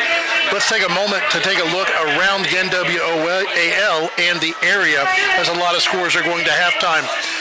Archbold 34, Evergreen 0. Napoleon over Fremont Ross 20-0. Chagrin Falls over Orange 7-0. Kenora over Wayne Trays 21-7. In the WBL, St. Mary's 13, Van Wert 7. That score surprises me. Yeah, especially after you see how well Defiance handled St. Mary's at St. Mary's. Yeah. But this Van Wert team, almost every week I've showed you the phone sometime during the game and went, that's surprising. Yes. And other than one of them, they came back to pull it off. At the half, Wauseon leading Patrick Henry 14-8. That's a good score for the Golden Bears. It is. You and I were just talking while the band was out there that this is one of those times that you got to start looking at the teams you played and won getting wins, and the teams you've yet to play to get wins, because if you beat them, that just helps your playoff points. Looking around at other scores, Defiance ahead of Kenton 16-12 at the half. Antwerp leading Fairview 24-8. Delta leading Swanton 31-0. Paulding 36, Edgerton 6, Huron 7, Port Clinton 0. Eden beating Montpelier 22-6. That's a surprising score. That's a surprising score. And here's one for you. Hilltop 12, Cardinal Stritch 2. Wow. Shelby beating Highland 20-14. Holgate over Sebring 30-0, and Ayersville over Hicksville 32-8. Here at Liberty Center, 49-0. This is a chance for us to recap and talk about stats. Not much to talk about for the guys in white and gold. There are not much to talk about. Just a couple of first downs, no scores, a lot of 3-and-outs, several 3-and-outs. We had a turnover with an interception. We had a kickoff or a punt return for a touchdown. I mean, there just has not been a lot of good things, and it's been tough because Liberty's gotten to Jace Kepler a ton. But even when Jace Kepler has time, and being pressured but still can get it off, there's double covered receivers. So I don't know how they're doing it with this sorcery is where they can have just amazing pressure on the quarterback and double coverage on receivers, but that's what we've got tonight. But it's like one of the things you and I talked about is Liberty Center's getting pressure with 3. Yep. And they're coming through. And then if there's anything delayed, they're leaving that one linebacker to spy. So even if Jace has a couple of seconds, it quickly evaporates. And it goes away really quickly. One of the things that I was sitting there late in the first half thinking about was, I really hope that Jace likes college football, because I've got a feeling tomorrow an ice bath at a TV is going to be about all that he's worth. Absolutely, and when you're the guy underneath, the starter, you're always looking for effort, a time to play. I don't know if I'm Kate Carlin right now. I don't know if I want to go out there. I may have to start coughing, have a little migraine there, Coach. That's right. Absolutely. Well, we'll take one more halftime break before we come back with you, because it's going to be a crazy second half for those of you who aren't familiar with OHSAA rules. With a 35 or more point lead in the second half, it's a running clock, so the clock will not stop on anything except change of possession. Or an injury. So, or a touchdown, I believe it stops for the kickoff. So incomplete passes, out of bounds, those don't stop the clock. It's going to be a running clock through the whole thing. It won't stop between plays. It won't stop to reset after a first down. The clock keeps going. So that's what we're going to be at in the second half when things start off and Liberty Center gets the ball. But we'll take one last break this halftime. Your score, Liberty Center 49, your Bryan Golden Bears nothing on the Golden Bears Sports Network. To the Bryan Golden Bear fans, those who made donations to the cause, to the school board and administration, and everyone who played a role in this project. We just want to say thank you. Phase 2 of the capital improvement project includes field upgrades at Rec Park, a new softball field, and revitalization of soccer fields on the former Washington School property, and renewal of practice fields on the BCS campus. Let's finish the project and build champions. Go Bears! Bryan Bill!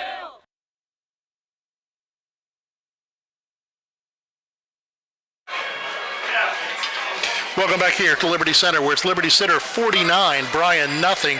Let's take a quick moment to thank our sponsors. We may not get quite as many reads in the second half as normal. Our sponsors on the Golden Bear Sports Network include Andrews, O'Neill & Lowell, the Bryan Athletic Boosters, Bryan Parks and Rec, Danielle Van Atta Agency, Fackler Monument, Jason Dietsch Automotive Services, Newcomer, Schaefer, Spangler and Brininger, Northwest State Community College, Oberlin, Turnbull Funeral Home and Crematory, Starks Plumbing, Heating, and Veterans Services of Williams County. All bringing you to the game tonight here on the Golden Bear Sports Network. So a huge shout out to all of our sponsors for all that they do to let us bring this to you. So next week, finally, after what seems like forever, we're going to be back in the friendly confines of Golden Bear Stadium. Homecoming week. Yeah, and so there's a lot going on for Homecoming week. We've got a bunch of dress-up days that are happening for Homecoming week, which is kind of exciting. Monday is Pajama Day, and I'm trying to figure out if like teachers get involved in this, because I have a bunch of good stuff I could do if we do this. I don't know. Can Lutheran pastors in Defiance get involved in it? Because I got to tell you, I am thinking that Pajama Day, I'd be all about that. I know, absolutely. I don't know if I'm allowed to be in pajamas on Monday? Yeah, you're allowed to. Mr. Allspaw says yes. All right, Tuesday, refresh my memory. Tuesday is what? Oh, man. I'm going to put you on the spot. I know Wednesdays, so I'm going to pull it up here. We can look at the Golden Bear News, which came out this afternoon. There's a mismatch day in there. There's a holiday day. Yeah, mismatch day I think is Tuesday. Wednesday is Jersey Day. Yep. Thursday's holiday day. Friday is purple and gold day. And so that's the dress-up days. And then Wednesday, we've got something really awesome coming up. And I know Chris has got a graphic for this. We have the homecoming family game night. This is going to happen at Golden Bear Stadium from 5:30 to 8. Now, the first thing we want to do is you got to bring a bear bag item. This is a non-perishable food item to help restock our bear bag program. There's going to be, if you do that, there'll be raffle that you can enter into. We've got food. There's 1,000 hot dogs, I heard. State Bank is going to be with their food truck. Eric's Ice Cream is going to be there. There's going to be games for everybody. The cookout takes place at 5:30. Games from 6 to 7:30. From 7:30 to 8, we've got our bonfire and our cheer competition. And then this is not just for Bryan High School students. This is the whole community. So we want everybody pre-K to 12 to come on out, but also our community. It's happening at Golden Bear Stadium with homecoming game night. So that's that one. Okay, so that's Wednesday. And now we get to Friday, and we got school spaghetti. Friday nights happening before the homecoming game, 4:30 to 6:30. The junior class parent post-prom committee is doing the spaghetti supper at the Bryan 6 to 12 Commons. $10, school spaghetti, breadstick, applesauce, and cookie. Tickets $10 at the door. For 10 and under, it's $8. Takeout orders available, and all proceeds support the Bryan post-prom. Again, the junior parents putting on a great post-prom activities for the kids. Then, before that, if you're a high school student or an elementary student, in the morning, Friday morning, elementary students are going to have an assembly over at Bryan High School, get pumped up. And then in the afternoon, it's the big assembly at Bryan High School. We've got the lip syncs going on. We've got the games, the competitions. That's going to be a fun one. That gets underway about 1:30 in the afternoon. And that is something we're going to be streaming on bryansports.com. So you'll be able to check that out. So that's happening. And then, lost in all this is the fact that we've also got a football game to play against Evergreen. Just little things at the football game at the end. If you want a sample, Tim McDonough and his State Bank food truck does an amazing job. Oh, yeah. A lot of our sports fans will know Tim. He was a sports director at the Crescent for a number of years. And Tim will be out tomorrow with his food truck at the Boy Scout camp in Defiance for Sherry Hammersmith, her group, One Step at a Time, that does a walk for suicide awareness, a walk and a 5K. So if you're out and about in Defiance tomorrow morning, come out, support the walk, and get a free preview of the donut and coffee side of the food truck before you get burgers and other things at game night. Yeah, that's gonna be a fun. I'm really excited about this. The fact that we're doing something to bring all the families together, and it's a great tradition. The other thing we forgot to mention is the students. There are no floats happening this year, but the students are decorating backdrops. They're going to decorate those on Sunday night, and the people are going to the spaghetti with dinner can walk through and see the backdrops, take some pictures, and it's a fun week. I'm excited. There's a lot of excitement in the air from everybody, and of course we've got our homecoming court, and our queen will be announced. Molly S. is our homecoming queen this year, so it's going to be fun, and I'm super excited about it. One of the things that when we go back and we look at the year we all lost to COVID and being locked down and all of that stuff, one of the things that it let us all do, or helped us all do, was to find different ways to do things. And these events now, like family game nights, back in 2015 would have been, okay, that's nice. Today, because of what we lost, everybody gets excited about those. Those are fun and exciting times. And I'll tell you what, the other thing that excites me is the non-perishable item for the bear bag. Yep. One of the things that is so great about those programs is a kid who has a need can come in and get what they need without it being a big deal. Yep. Nobody has to know about it. And, a kid or a family who's in need can pick up stuff that they need without having to jump through a bunch of hoops and do a bunch of stuff. It's a great program. It's nice to see it expanding out in the four-county area into a lot of schools. And he's at Eden and Montpelier tonight. We've got to give a lot of credit to Andy Briggle and the United Way for all the stuff that they do to make those things happen in our schools. Absolutely. And one more thing that we want to put on your radar, October 20th, which is the game against Archbold, the last home game of the season, is going to be the military appreciation game. So by September 28th, which is by this week coming up, there is a link that if you go to the bryansports.com or the Bryan Sports Facebook page, there's a link to purchase Bryan military-themed gear that you can purchase, and all the money goes to that.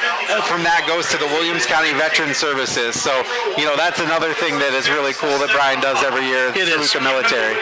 It's really nice to see that. It used to be, back in our day, it was the community got involved in the schools. One of the things that we're starting to see now is how schools are getting involved in their community. And I think it's just a wonderful thing to see. Bryan's back out warming up. Liberty Center just came back out, waiting for captains to meet at midfield to have one little conversation before we kick things off in the second half. From Liberty Center, your score, Liberty Center 49, Bryan nothing on the Golden Bear Sports Network. Discover tremendous scholarship opportunities at Northwest State. Over the past 2 years, we have awarded nearly $2 million in foundation scholarships. That's free money for college. Don't miss out. Apply today. STEM is everywhere, like here, behind the scenes of The Walking Dead. STEM can create new worlds on and off the screen. The only limit is your imagination. Get inspired at shecanstem.com.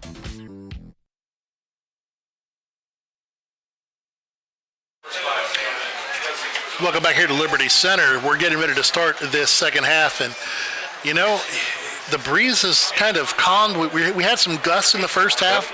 The sun's gone down. It's kind of cooled off a little bit. I looked at my wife today when I walked outside and was like, it's late September. It's not supposed to be this warm.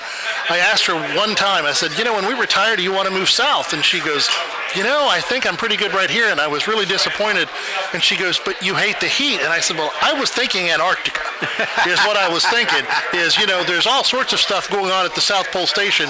I was quite quickly vetoed, but it's turned out to be a beautiful night for football after what was a really warm start to the game and an incredibly hot start for the Liberty Center offense. Yeah, they had the ball 7 times and scored, well, they had the ball 6 times, scored 6 times, and then 7 touchdowns with the punt return. So, not a punt in sight and not a turnover in sight for the Tigers. They have played really, really well, and they're just a formidable foe.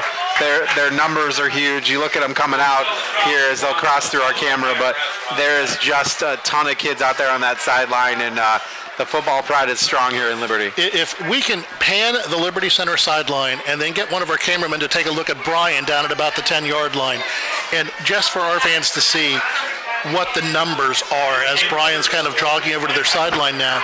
And we've talked about it before.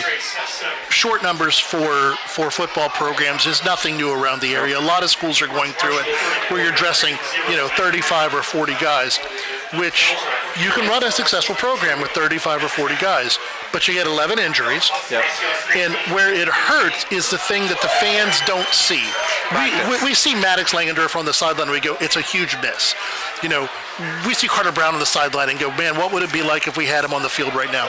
But where it really impacts these teams is it means that your twos are now having to play your ones, and you've got freshmen that are having to go out there and play your scout team. And I don't think there's a freshman in the area that could replicate what Liberty Center has on offense. No, absolutely not. And, you know, it's tough. It's a tough situation. Well, something we didn't see in the entire first half. Bryan gets to kick off. That's true. Haven't seen one of those all night, so the Golden Bears are going to kick off. And remember, fans, there's going to be a running clock for this half. So once this ball goes in the air, the clock starts and it doesn't stop except for injuries and touchdowns and change of possessions.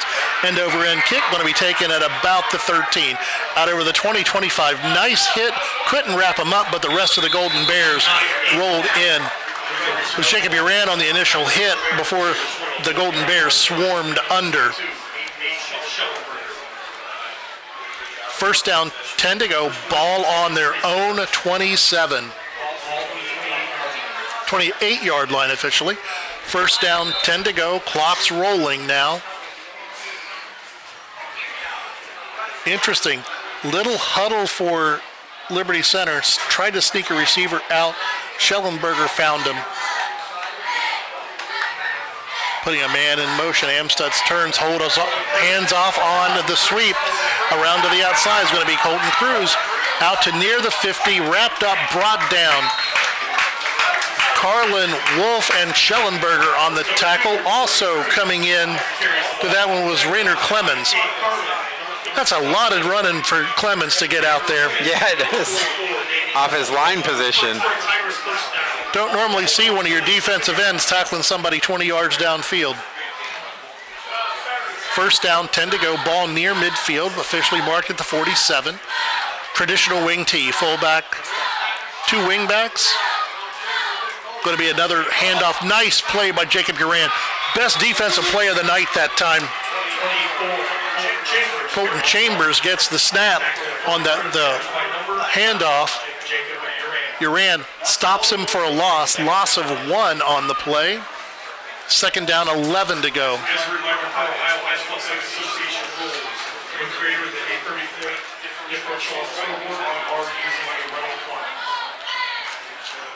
Uran moving around that defensive line. Now it's moved to right end. Snap, handoff up the middle. Going to be Cruz again. Going to be brought down by Connor Hogan. Ball's going to be spotted at the 45, where it'll be third down and 2 to go. It was Colton Cruz on the carry that time. I think the Liberty Center is just happy to hand things off here and, you know, try not to get anybody hurt. Just to run up the middle. We're not going to see much of trickeration or anything like that. I don't think we're going to see the reverse come again. Buck sweeps and traps, which is the heart of the defense. Trenton Cruz going to get enough for a first down, moves it inside the 45 to about the 41. And again, you've got the plays that Liberty Center is going to run mostly here are going to be those cornerstone plays of the wing tee. You're going to see the buck sweep left and right, and you're going to see a fullback dive, and you're going to see a trap. Those are going to be the 3 plays I think we'll see, which is the plays that these kids have been running since 6th grade. Yes, it is. And that's another thing, you know, the football program here goes down pretty low, and they're all running the same plays. Once again, straight wing tee, going to bring a man in motion, going to hand it to him on the buck sweep coming this way. Good read, good play. I think that was Gavin Jessing that got off his block. Got off his block well. You know, back when we lived in Michigan, we had a school in our town that was a Catholic high school, multiple state championships, like this team, just a machine. And of course, being a Catholic high school, they got accused of recruiting. So a friend of mine was a sports editor at the newspaper, and he did what he thought was going to be this big expose piece. Turns out that the coach had been there forever, the program had gone forever, and we'll finish this one after this play. As once again, in the straight wing tee, no hurry. Going to be Cruz in motion, going to hand it up the middle that time. New ball carrier in the game for Jackson Lonzak. No, sorry, Zider, 33, not 35. Their nose guard playing fullback. But what happened with this team is you went to the football parents meeting at the beginning of the year, and the head coach who had been there forever said, we don't play for county championships, we don't play for conference championships, we play for state championships. And you had kids playing quarterback that were 5'2", and guys playing wide receiver that were 6'1", and everyone looked at him and went, why? He goes, because I know how big they'll be because I coached their parents. And they just kept, and these kids learned a little bit of the offense every year. Another handoff up the middle, going to be it to the outside, and it's going to be off to the race. It's going to be Colton Cruz once again. One man to beat, and he does. Touchdown, Liberty Center. And that was just, I mean, it was simple runs, as you said, dives, traps, and that time, swiping at the ball, not making the tackle, and makes it another touchdown. I said to Jim on the radio this morning that Bryan can win this game, but they have to play perfect. We haven't played perfect, but I got to tell you, other than the one unnecessary roughness penalty at the end of the first half, I can't see anything that this Liberty Center team has done that wasn't perfect tonight. Snap, kick, up, and good. 6:53 to go in the third quarter. Your score now, Liberty Center 56, your Golden Bears nothing on the Golden Bears Sports Network. Rooting on the Golden Bears is a tradition that brings us all together. Just like the sports we love, another tradition has stood the test of time. Oberlin Turnbull Funeral Home and Crematory, since 1922, we've been part of the community, supporting you in the moments of celebration and loss. Just like a team, we understand the value of traditions and the love that binds us together. So whether it's cheering for a win or celebrating a life well lived, remember we are here for you. Oberlin Turnbull Funeral Home and Crematory. Family owned, family focused.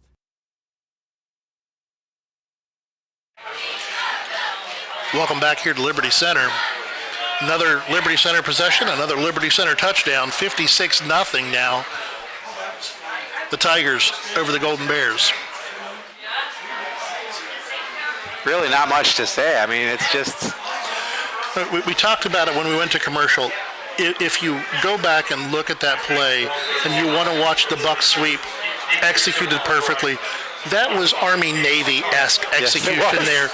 Your tackles blocked down, your center blocked down, your guards pulled and kicked out, and then you've got one-on-one. Booming kickoff, going to go in and through the end zone. Bryan's going to take over first down. And let's see what the Bears look to do here. Let's see if there's a change at quarterback. Let's see if Cade Carlin gets some varsity action here, the quarterback position. Look, and I see Drew Hahn out there. I see, looks like our starters are out there on the offensive line. I'm not sure we've got, when you look at the line, the roster that coach sent out with all the red marks, there's not a whole lot of our JV guys are on the line are carrying injuries. Going to bring two backs in the backfield to protect Jace. Quick handoff up the middle. Going to be Damian Wolf, comes in late. Going to be a late hit. Comes in low while a guy was engaged. I got to be honest, when I saw that go down, the first thing I thought was Nick Chubb. Yep. I'm really glad Damian bounced back up. Yeah, absolutely. You're up 56-0 right now. You got to just be playing straight football. You can't be playing anything that's hard, rough. We're going to look at it on replay. He's definitely down right there, and you got somebody that comes in late. Didn't try to make the tackle, nope. Tried to chop at his knee. Yep. And they're going to call that every time. Yep. First down, Golden Bears at the 40.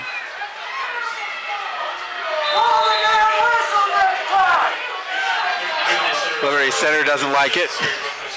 But if they saw the replay, they would see that it was definitely a penalty. It was definitely a penalty. Going to be a quick handoff once again to Wolf, running to his right, brought down for a gain of about 1.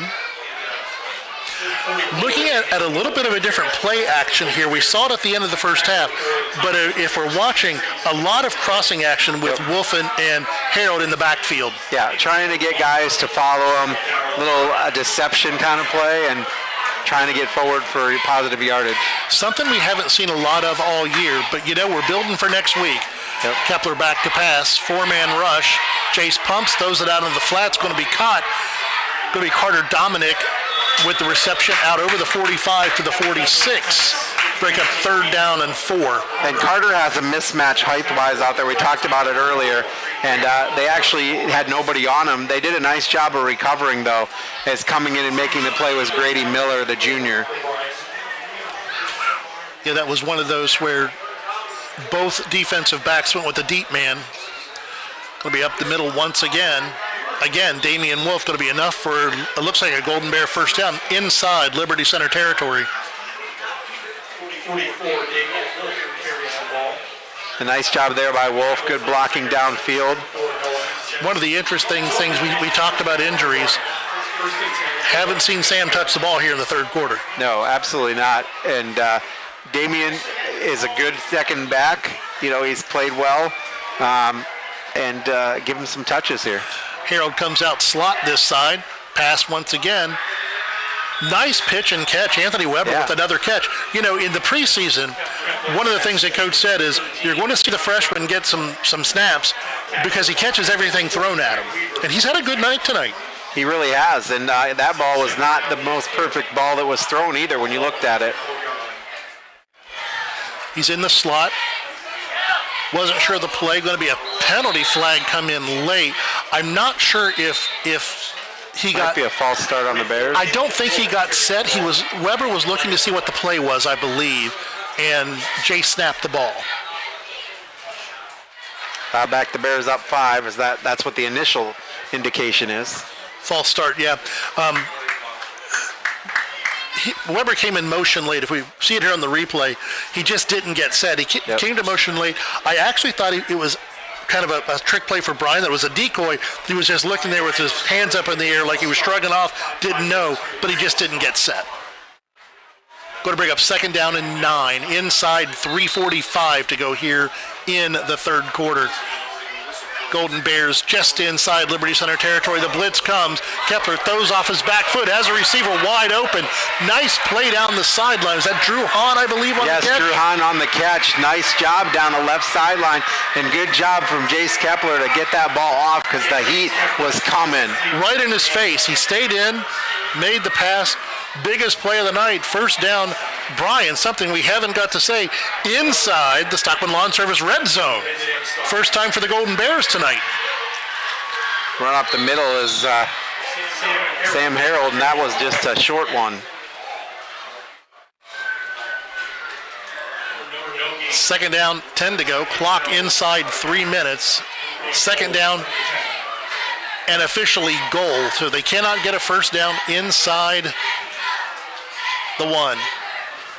Going to be Wolf up the middle this time. Going to be a gain of about 2 on the play.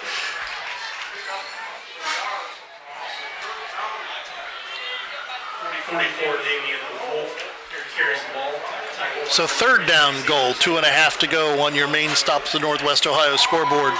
2 backfields in the backfield. Kepler low snap, fakes it to Wolf, scrambles out to his right, looking to get to the edge. Gets to the edge, and they're going to say he did not get in. Going to be down at the 1-yard line, it looks like. 4th down goal for the Golden Bears. Looking for the official spot. Official spot looks like it's on the 1. 2 minutes to go here in the 3rd quarter. Running clock sure does speed things up. Yes, it does. 4th down play for the Golden Bears out of the shotgun. Kepler gives it to Harold. Harold fights his way. Referee trips over that pylon, but they're calling it a touchdown. Side judge got wrapped up in the pylon. Touchdown, Golden Bears. And I tell you what, that was a hard 1-yard run. Yes, it was. And so the Bears finally get on the board. Oberlin in for the extra point attempt. Kepler to hold. snap, the spot, the kick is up, and it's good. Bryan's on the scoreboard at a minute 13 to go here in the third quarter from Liberty Center. Liberty Center 56, Bryan 7 on the Golden Bear Sports Network. The Fountain City Amphitheater provides opportunities for families and friends to have fun at many different events. After winning Season 21 of The Voice on Team Kelly, Girl Named Tom recently performed a free concert on the AMP's incredible outdoor stage, thanks to numerous corporate and family sponsors. With a 5-tier sponsorship opportunity, you can help support this project and all that is to come. Sponsorships promote brand exposure and include unique bonuses with each tier. To learn more about how you can help provide quality programming at the AMP, visit cityofbryan.com/FC Amphitheater.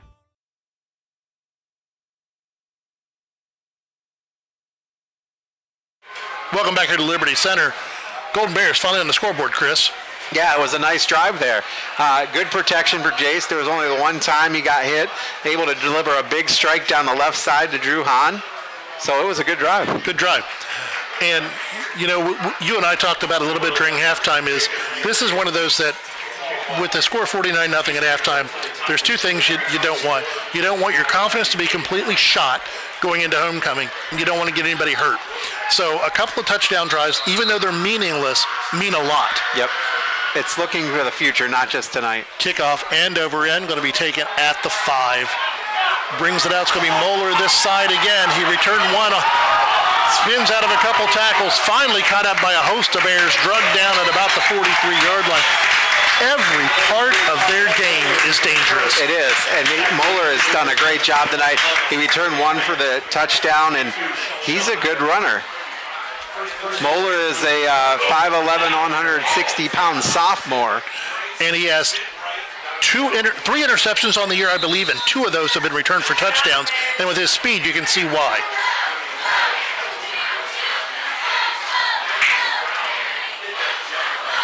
Going to be first down for the Tigers at their own 44-yard line. Going to be wing right, regular handoff, new quarterback in the game. And have to pull out the big roster here to start looking at names for Liberty Center, I'm thinking. Moeller now in it, running back as well.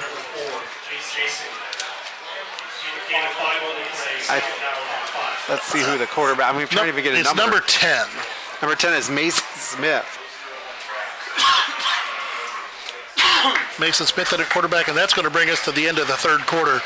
Your score at the end of 3 here from Liberty Center. Liberty Center 56, Bryan 7 on the Golden Bear Sports Network. Discover tremendous scholarship opportunities at Northwest State. Over the past 2 years, we have awarded nearly $2 million in foundation scholarships. That's free money for college. Don't miss out. Apply today.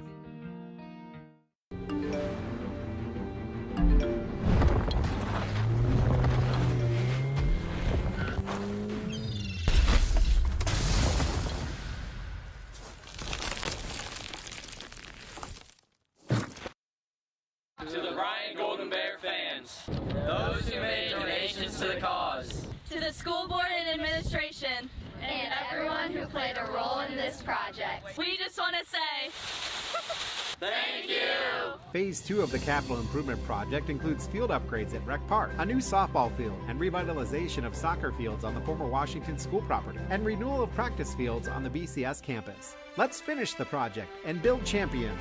Go Bears! Bryan Bill!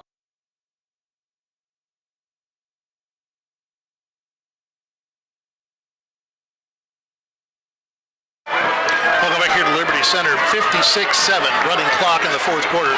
Smith turns and hands off. Once again, the handoff goes to their starting nose guard. 33, Xander Zeiter with the carry. Xander Zeiter on the carry. For the Golden Bears by number 8, Hahn. Number 33. Zeiter's like the Z names. We had a Zane Zeiter previously. That is good. So elsewhere around the conference right now, Delta leading Swanton 34-0. Patrick Henry's come back to take the lead in Wauseon 24-14. Archbold 41, Evergreen nothing. Smith under center, turns, gives coming this way. It's going to be, is that Moeller again? Yes, it is. And Moeller, the reason that one was tipped up wasn't anything the Golden Bears did. It was a little stutter step, and he tripped. Watch it right here. Right there. I guess it was caused by the Golden Bears. Was that Cody Schaefer that got him? Looked like Cody Schaefer may have got him. I thought for a minute it was a turf monster, but we'll just call the turf monster Cody Schaefer tonight. Another first down for Liberty Center. Ball's going to be at the 29-yard line.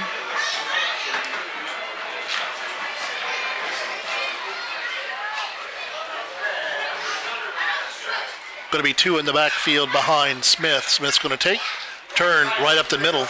Going to be once again Xander Zeider. Nice nowhere fake to really by go. Smith, by it the really way. was. I was watching the Lions-Seattle Seahawks game, and there was a play where Jared Goff tossed it to the running back who went off and he carried out a perfect fake. The guy from the Seahawks tackled him, started jumping around like it was a sack, and then 3 flags came in. And that was one where the Lions should have won that ball game. But then again, you know, as a Steelers fan, we got a gift handed to us in the win over the Browns because minus 7 yards in the fourth quarter gets you a win. Not in many leagues that I've ever been in. Nope. Smith going to turn, going to hand off. Going to be Moeller again over the left-hand side, down to about the 26-yard line. Clock rolling to about 9 minutes. Flag on the play.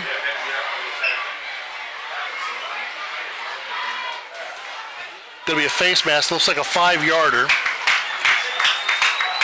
From the spot of the foul, we'll move it to the 21, which will be just short of a first down. See if we can see. It's down in that pile, I'm sure. Going to mark him down at the 22-yard line. That'll be a replay of second down. So it'll be second down, 2 to go. Ball at the 22.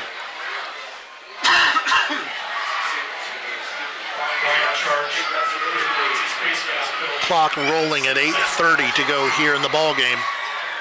Liberty Center's in no hurry.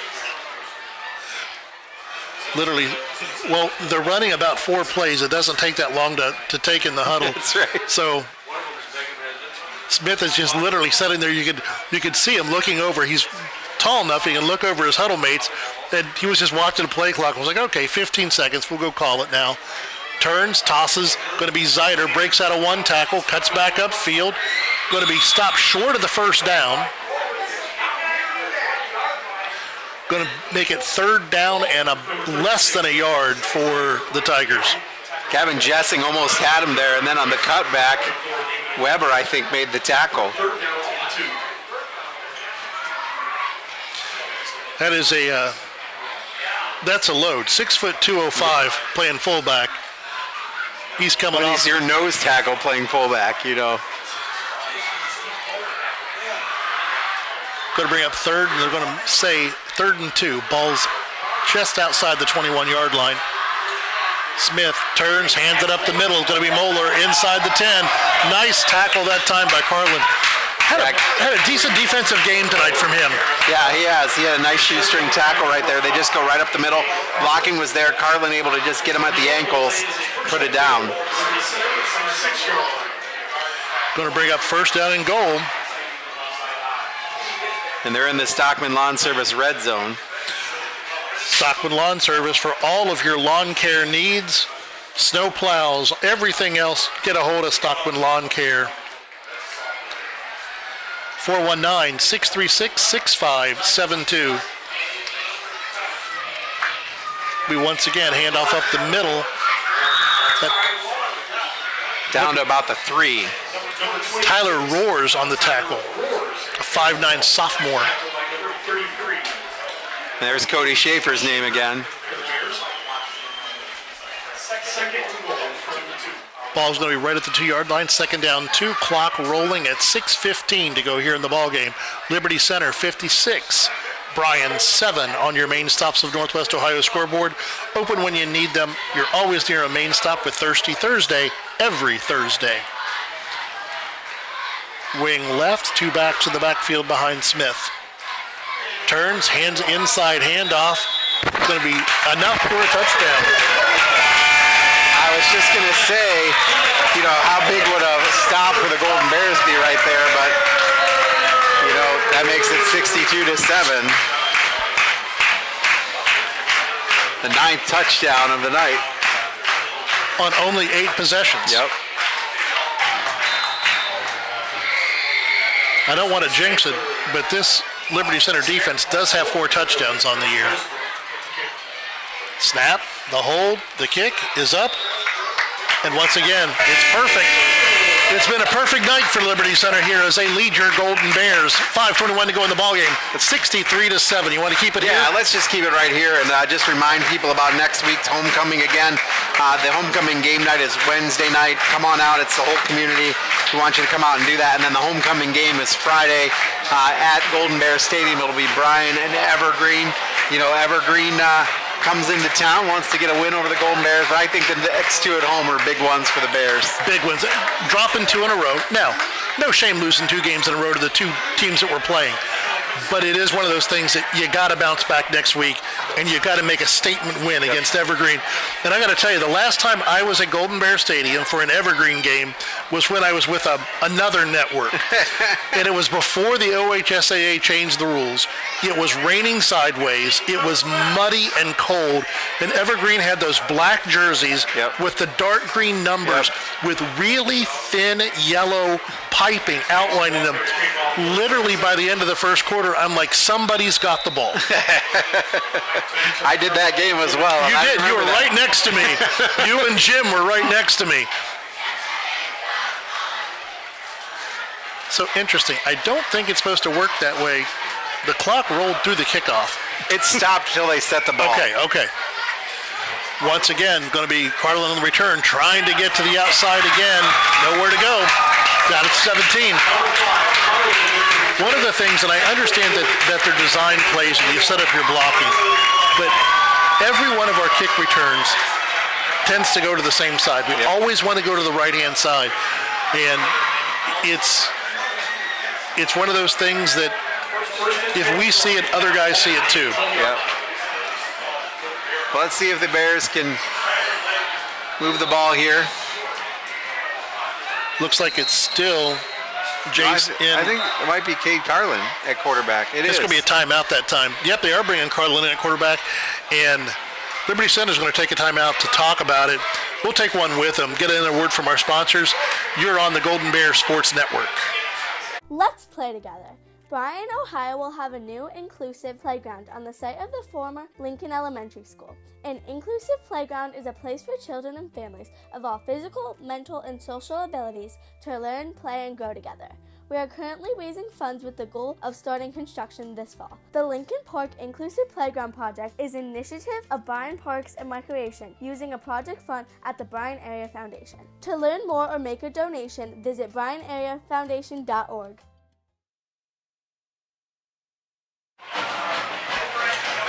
Welcome back here to Liberty Center. 63-7, Liberty Center winning this one all over Bryan right now with 4:51 to go in the ball game. Cade Carlin in at quarterback, going to hand off up the middle. I believe that was that Damian Wolf on the carry? Wolf was lined up before the timeout next to him, but that play happened so fast. Could not see it. It looks like it was Wolf getting off the bottom of the pile. I don't know that the clock started. Now it's running. Hockey line change substitutions for Liberty Center. 2 receivers each way for Carlin. Wolf in the backfield with him. Carlin's going to come out this side. Tries to get the edge. Does get the edge. Going to be out over the 35 to about the 36. Nice little run for Cade Carlin. And one thing that Cade Carlin gives you that Jace Kepler also gives you is the speed. So if he can get into some open field areas, he can really turn on the jets, and that's a good thing when your offense is designed to do that. Going to be Wolf in the backfield. Jessing and Weber this way. Carlin behind center. Takes a snap, hands it to Wolf up the middle, has a small hole, loses the ball. Going to be recovered by the Golden Bears. Who fell on that ball? 57. Rainer Clemens came up with that. Did. Enough for a Golden Bear first down. Navy Wolf with the carry. Fumble recovered by number 57. One of the things we're seeing with some of the younger guys out there, no JV game this week for the Golden Bears. We're just too beat up. Yeah, there's not a JV. They're playing right now. Ball's on the ground. Nice recovery by Cade Carlin. Looks to roll, looks to throw. Little dump off pass. Nice. Kept his head. Little pass to Kevin Justin. Didn't get much, but didn't get a loss. Nope. You know, it's really easy when you drop the snap to get really anxious back there. Nice to see the young man keep his composure. Didn't panic, rolled out, got a little pass, got 4 yards out of it. Good decision making is critical when you're the quarterback. Going to be the read option. Cade's going to go forward. Not much room. I don't think they're going to give any gain on that one. And if he can hold off on snapping it here, it'll get real close to the 2-minute spot on the clock. 3rd down, 6 to go. 2:20 rolling here in the 4th. Carlin pump fakes, looks to throw one down. Going to be intercepted. Picked off, coming the other way. Down the sideline. Touchdown, saving tackle by Jessing. That ball just got that pushed him out. Was it Drew? Yep. It was an 8, not a 4. He just hung that up. Was trying down the field for Jessing. Ball was picked off by Ethan Gray, a 5'11 junior. Came out of the hand a little sideways. Can't tell if we've got a breeze going right now. Not much of one. Just kind of fluttered up there and picked off. Clock rolling now with 2:08. Liberty Center doesn't have to do much right here. I don't think Brian's going to call any timeout. With the running clock, you can take a knee 3 times and get everybody out of here not hurt.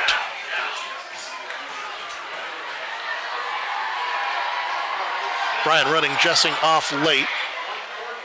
Smith, they are going to run a play. Going to be a toss sweep coming this side. Nice hit by Brian on the play. Sweep went to, I believe that was number 11. JT Okrug. Schaefer in on the tackle again. With a name like JT Okrug, I hope he finds another position by the time he's a junior or senior.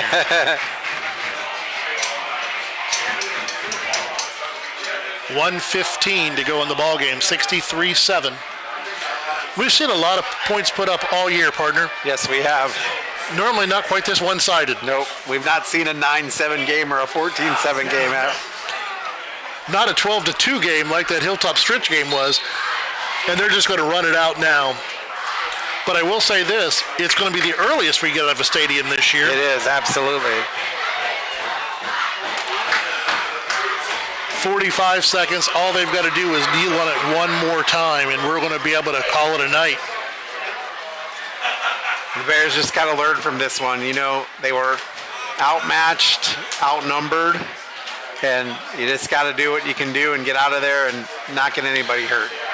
And it really is, from Coach Redhead's and the whole staff's position, this is one of those, you just burn the tape. There's nothing to be learned from this game. No. And that's going to do it. Last time they're going to kneel on the ball. Why don't we take 1 minute here before we send it off to our sponsors as the clock's running out to take a look at scores from around the area. Tenora 21, Wayne Trace 7. St. Mary's over Van Wert 21-13. Napoleon continuing their winning ways 34-14 over Fremont Ross. North Central 48, Van Loo 16. The Bulldogs of Defiance poured it on after a close one, 38-18 over Kenton. Delta over Swanton 42-0. Paulding 54, Edgerton 12, Huron 31, Port Clinton 0. Eden Montpelier 22-14, Shelby 26, Highland 14, PH 24, Wauseon 17, and what has turned out to be a really good ball game. Antwerp over Fairview 30-8, Ayersville 32, Hicksville 14, and our final one. The latest score we've got in, Hilltop 12, Cardinal Stritch 2. That one, the last score is still at the half. 63-7 here. Not much we can say. Let's take a break then. Let's take a break. We'll be right back to wrap things up and get out of here. You're on the Golden Bear Sports Network. Why do so many people travel to Jason Eats Automotive Services in Edgerton when they want their vehicles repaired? Because Dave Brown and Sam Bailey have over 60 years of experience fixing the problems that other mechanics couldn't. They work on all makes and models, and they specialize on imports. Recently, they have expanded their service area by almost 50%, and they've hired Eston Knerk to their staff. So if you have a vehicle, foreign or domestic, that you want fixed right the first time, take it to Jason Dietsch Automotive Services on the east side of Edgerton. Let's play together. Bryan, Ohio will have a new inclusive playground on the site of the former Lincoln Elementary School. An inclusive playground is a place for children and families of all physical, mental, and social abilities to learn, play, and grow together. We are currently raising funds with the goal of starting construction this fall. The Lincoln Park Inclusive Playground Project is an initiative of Bryan Parks and Recreation using a project fund at the Bryan Area Foundation. To learn more or make a donation, visit BryanAreaFoundation.org.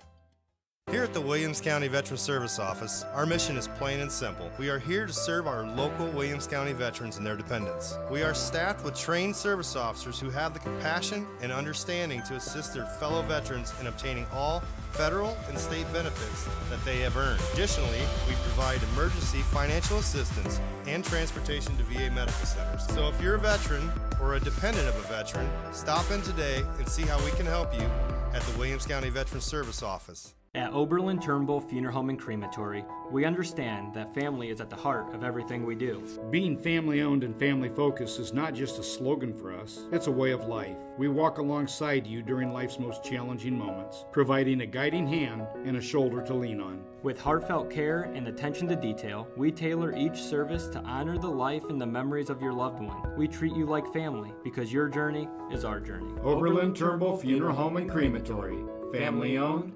family-focused. Welcome back here to Liberty Center, where tonight was all Liberty Center, 63-7. Let's take a quick moment to thank our sponsors. We'll look ahead to next week.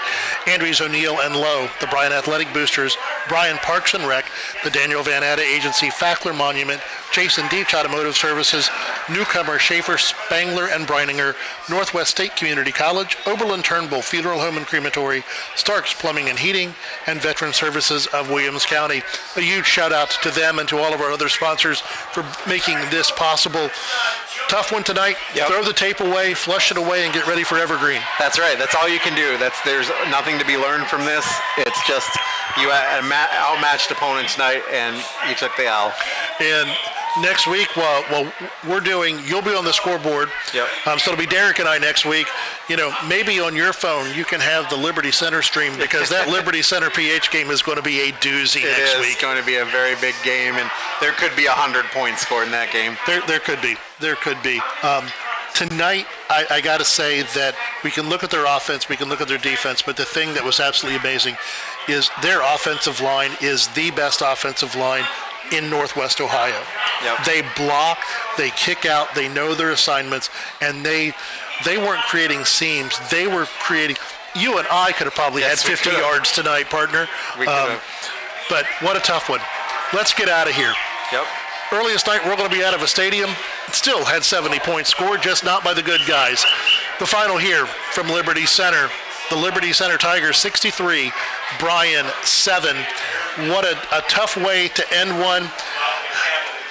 The Golden Bears go to 3-3 as we go into homecoming week. So let's give some thanks as we get out of here.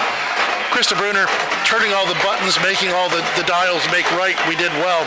Tristan Atkinson and Florence Jones. Caleb Pullman here. Great hospitality tonight from Liberty Center.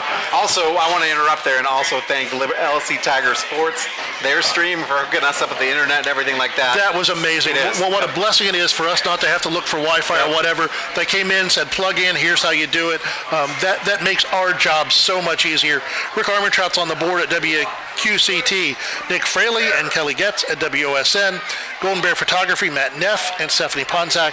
Our executive producer, my partner tonight, not going to be together on the air for the next couple of weeks, Chris Malanga. Tonight's broadcast on BryanSports.com or on WOSN Saturday at 4 o'clock. WOSN is found on Spectrum Channel 19 or over the air Channel 26.1. Next Friday night, Homecoming will be back with you as we host Evergreen for Homecoming 2023. Derek Hugg and myself will be on the call from Golden Bear Stadium. Kickoff at 7. Remember all of the things going on this week. Family game night, the spaghetti dinner, all the things happening all this week. You can find all that information on BryanSports.com, but we'll be with you at 6:40 for the pregame show on BryanSports.com and Q96.5. Tonight's broadcast produced by the Golden Bear Sports Network for the private use of our audience. Any duplication or other use of this broadcast, including descriptions or accounts of the game, without express written consent of the Bryan City School District is prohibited. One final time for all of us at GBSN with Chris Malanga. I've been Dave Brobston. Again, your final score here tonight. Liberty Center 63, your Golden Bears 7. Have a good and safe night, everybody. We'll see you next week.